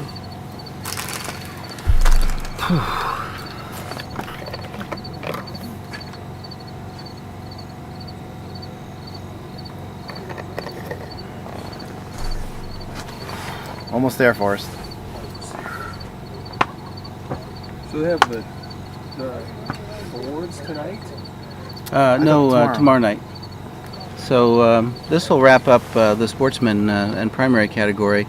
Tomorrow, the only flights are the advanced. It's their second free unknown. This is part of the selection process for the advanced team that's going to go to Las Vegas next year. Yes. And then we'll have lunch, and then in the afternoon will be the unlimited freestyles, the unlimited 4-minute freestyles. This is a separate trophy event that's done only by the unlimited category. It's not required. It's an optional trophy event for them. But exciting because it's more of an air show routine. What's up, They boss? don't they don't fly prescribed great. prescribed figures. Number one. But just try to wow the crowd Drawing- I with heard- I their heard you drew noise number and their one. music and their You drew smoke number one twice. and their energy. They're graded on an overall impression Third of time's the charm. artistry, use of the envelope, and use of the box. I'm looking Oh, I'm forward sorry. to I'm looking forward to judging the unlimited You're gonna go to freestyle. AWAC? I am going to go to AWAC. I'm looking forward to judging the unlimited free tomorrow. And Can we score? Who can enter? Maybe we could score. Maybe one of the UND guys could come into this 4-minute free and just do some aerobatic turns. No, you have to have flown in the unlimited. You have to either have flown the unlimited category at the contest, or you have to have have flown advanced and have an ICAS low-level card. Yes, accurate. That's going to be a fun unlimited. Jim Burke's been really working hard on his unlimited, and it's always exciting to see, somebody who's been getting better and better every year at unlimited. And obviously, we have Rob Holland to watch, who's just an amazing, amazing freestyle pilot. And it's fun too because these guys, they fly rusty, and there's a lot of pressure. It's graded. Obviously the freestyles are graded, but this is kind of where they kind of just have a little fun and let their hair down a little bit. Yeah. For the guys that fly the air show routines, it's fairly straightforward. They already have a routine set up that they can adapt. I imagine it's pretty challenging the first few times you do it. Oh my gosh. And it has to all be done within 4 minutes, and you get penalized for going over substantially. I believe it's is it how much per second if you're over? I don't know. It'll be up to it's in the rule book. 60 points per second. The chief judge assesses that. Although I've been judging for over a dozen years and have been a national judge the past 4 years, I've actually never been a chief judge at a contest. That's something to work towards. Very cool. What do you think is the best category to judge? The easiest or most rewarding? I like judging the middle categories because you have some more complexity to the figures. Yeah. But I don't know exactly how to say this. There's enough errors that as a judge you don't feel bad about recognizing the error and downgrading it. One of the challenges I've found in judging this contest in the upper categories is that a lot of the pilots are so good that the defects are just tiny. Yeah, and they're happening so fast. And they're happening so fast. I judged the unlimited unknown today, and there's often less than a second pause between figures, Right. which means that you have to be computing your score in your head or on your fingers in real time, and as soon as the figure is over, give that to the recorder so you can record it while your assistant is simultaneously reading the next figure to you, Yeah. and it's starting. And it is exhausting Yeah. to judge that entire category. No, and you got to keep track in your head.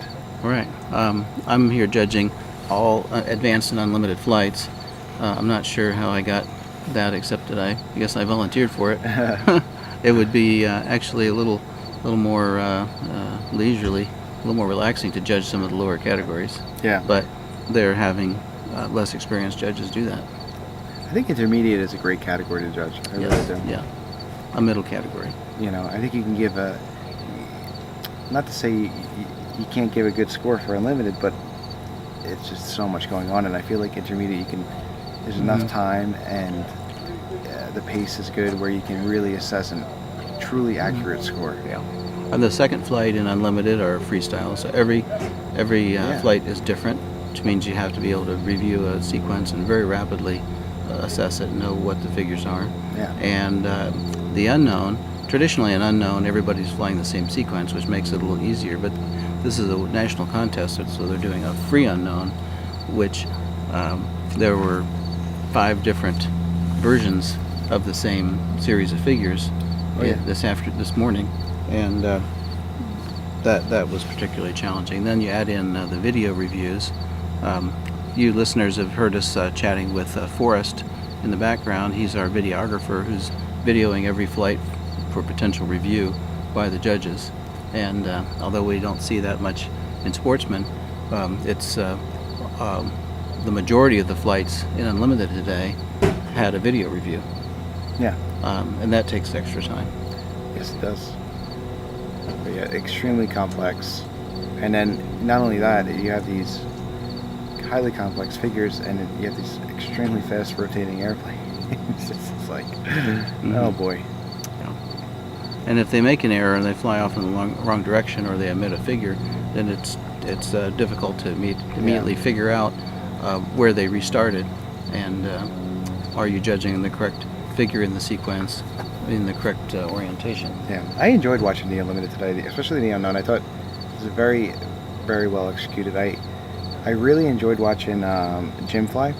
Yes. Jim's flying a little bit different style. He's really concentrating on hitting all those rotations at exact speeds. So not necessarily too concerned in the beginning with the line lengths, but hitting it at a certain airspeed as far as snap rolls are concerned. So I enjoyed watching that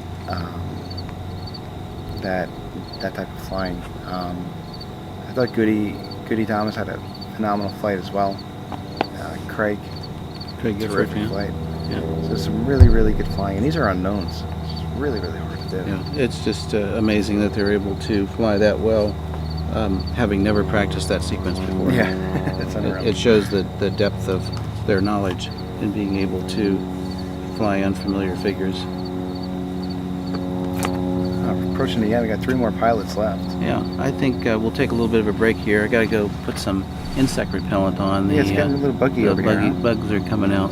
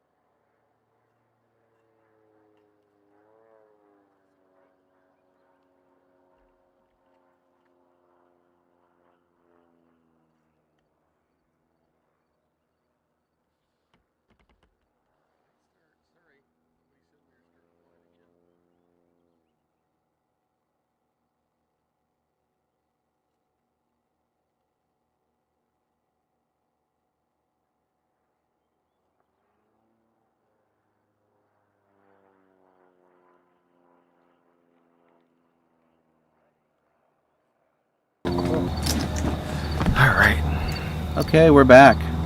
Gonna finish strong here. We got Palmer Timmons. Palmer Timmons in the green UND Super D. Another great air show name, right? Palmer Timmons. Palmer Timmons. Flying, he's flying strong. And is he flying the known?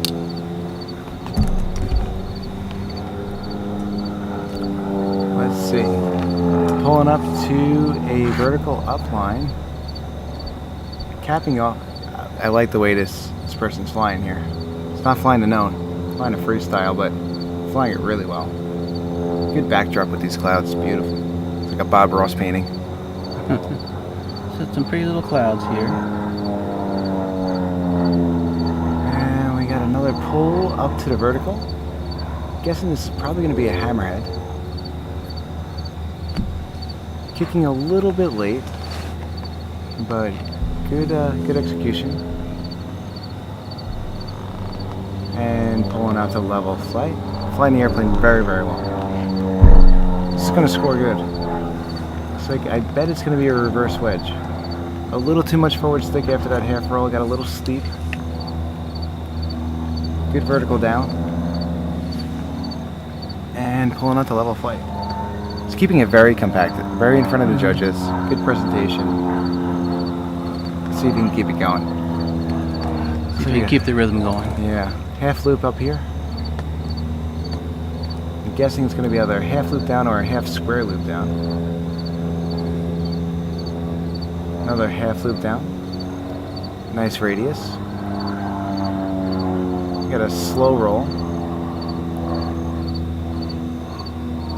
And that's the wag. That, Wagging out. that was nice. Okay, we just have 2 more. Dick Swanson and Ryan Tierney. We're still available for questions and comments for a couple more flights. So here's a comment, Jeff. It says, I think Lentz should do the 4-minute freestyle in a decathlon if he has a SAC card. That actually already was approached to the board. Really? And it was thrown out by Rob Holland. Why is that? Because he would beat Rob Holland in a 4-minute free with a Super D. Okay, you think so, huh? Forrest is shaking his head yes. Yeah. And Forrest knows. Well, is there any? I mean, the 4-minute free has to be done by somebody who flew the unlimited in the contest, or who flies advanced and has a SAC card. Or Michael Lentz. It's written in the Bible. Right, and it lasts 4 minutes. Yeah. Is there any other limitation? Book of Aerobatics. The Book of Aerobatics. Is there any limitation? Any other There is limitation? a floor. There is a 3. It's the floor of the unlimited, which is 100 meters. But is there any limitation on the type of aircraft? No, we can get Jeff Bourbon out here with the Yak 110.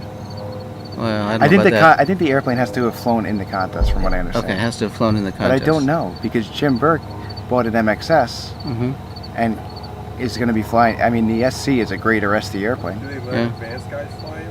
If you have a A low-level card. yeah, That's the thing. that's the thing. Yeah. So, but I'm just wondering, could somebody go out and fly a 4-minute free in their clip wing Cub? Absolutely.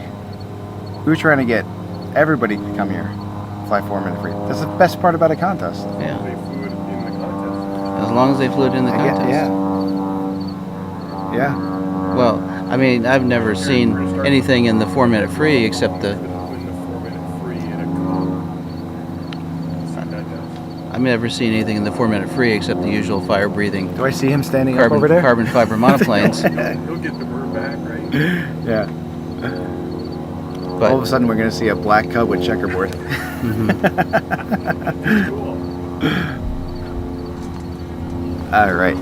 Next pilot flying Dick Swanson red super decathlon. Is it an extreme decathlon or a super D? it's the same red decathlon that Sarah Arnold flew. Oh, okay. They're flying partners. Coming screaming across the box. 45 up. Into most likely a spin and a half here.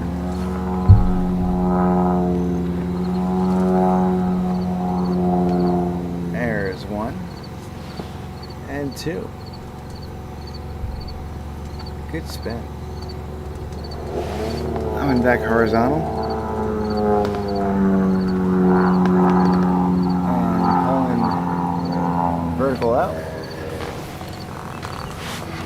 capping off inverted.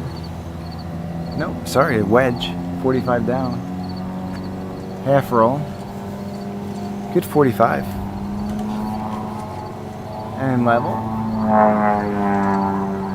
And vertical up.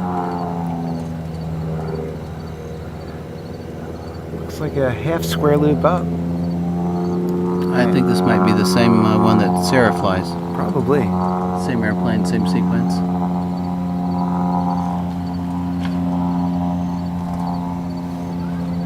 And a half square loop down. And coming across the box. A vertical up. Flying very aggressive. Very fun to watch. Looks like a Humpty bump. And exiting on the X.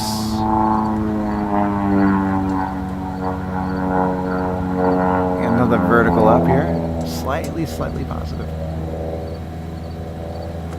But it looks like he fixed it. And a hammerhead pivot. Very nice. Good vertical down.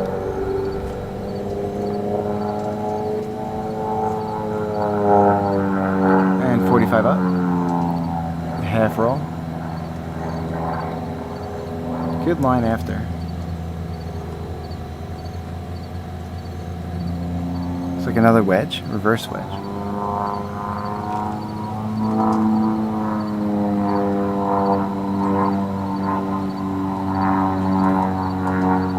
Looks like we got a Immelman. Very well done. Strong flight so far. Aerobatic turn going on right now. Looks like it's a 270.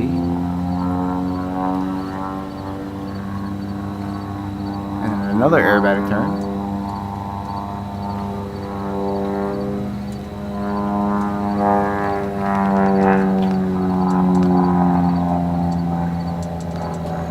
It's a 360. 360. And that completes the flight. A lot Okay. of turns. I Good like job. that. Good job, Dick Swanson.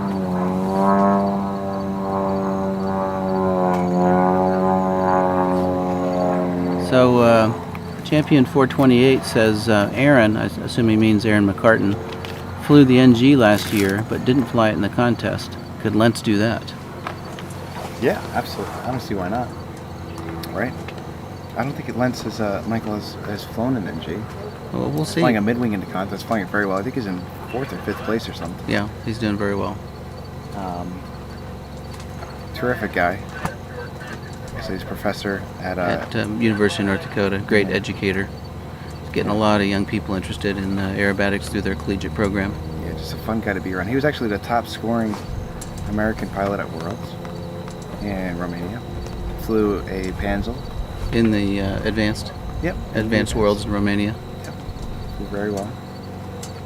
And you got to know him pretty good actually. And can't say enough nice things about him. You can message him and call him up, and it's a wealth of knowledge, that guy. Yeah, we hired one of the guys that he trained at our flight school. We hired him into our flight school in Utah. Oh, nice. Once the guy presented his resume, and I saw that Michael Lentz had trained him. I said, You're hired. You're hired. That's enough for us. Wow, that's pretty cool. Yeah. He's almost like his own brand. Yeah. All right, who do we got next? Last pilot? Last pilot, Ryan Tierney. Oh. Ryan Tierney. If you met a Ryan Tierney, what would you think he did for a profession? Ryan Tierney. I don't know. Maybe it could be a ear, nose, and throat specialist. No, ice hockey player, Ice hockey? right? Okay. Tierney, skating up the middle. Right up the middle. He's on a breakaway. Going where the puck's going to See, be. it just flows. Right, Forrest? I can't hear you. Is it Ryan Tierney a name for an NHL player? Ooh, yeah, that's pretty good. I think so. I could picture that. UFC. Yeah.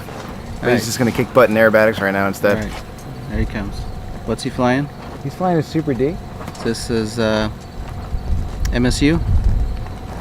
Yeah, it's MSU, I think.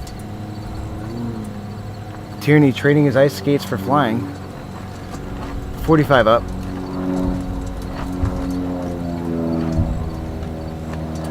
capping off level. Setting up for a 1.5 turn spin. Ooh, I like this so far. Very nice. You know, maybe ice hockey would be a good.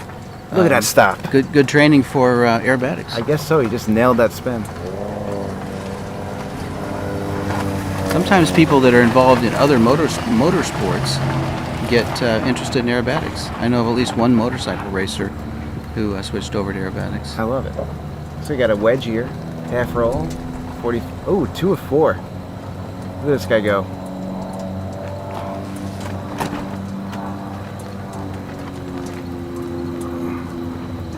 Back to the vertical. Fast fact: Ryan Tierney has a 100-mile-an-hour slap shot. Hammerhead pivot across the top. That was really well done. Quarter roll down. He's really throwing it at them right now. Yeah. Well, that's the advantage of a freestyle. Look at this. Look at what I can do in my airplane. Oh, he's got to keep this going. He's doing really well. Freestyle is a chance to show what you can do in your airplane. What figures your airplane does well. What figures you can do well. 45 down. Half roll to upright. Held the line. I'm not finding anything wrong with this line. Not the same boring known program over and over and over again. Oh yeah. Got a 3-line hammerhead or stall turn, depending on what state you live on. Hammerhead. Good pivot. Slightly torquing, but I don't know if they picked that one up. Back to level downwind. Slow roll. He was half as good as a hockey player as he is a pilot. It's amazing. We got a aerobatic turn going on right now, passing through, getting a 180 degrees, leveling out. Coming across the center of the box. Setting up for something. It's a vertical up. I don't see anything wrong with that. And it looks like we got a Humpty. A little bit negative down. Are you picking that up? Yep. And then back to level. Another aerobatic turn. Aerobatic turn to the downwind. Yeah. This is actually all the prop wash from Ryan's plane blowing by us. 270. I'm guessing that's it. That's it. There's the Oh white my God. out. If I was going to say anything about that flight, I'd call it a hat trick. And That was last figure, last sequence, last flight for the day. that was some really good flying by everybody. Yeah. Ready to say so long until tomorrow? So long, everybody. So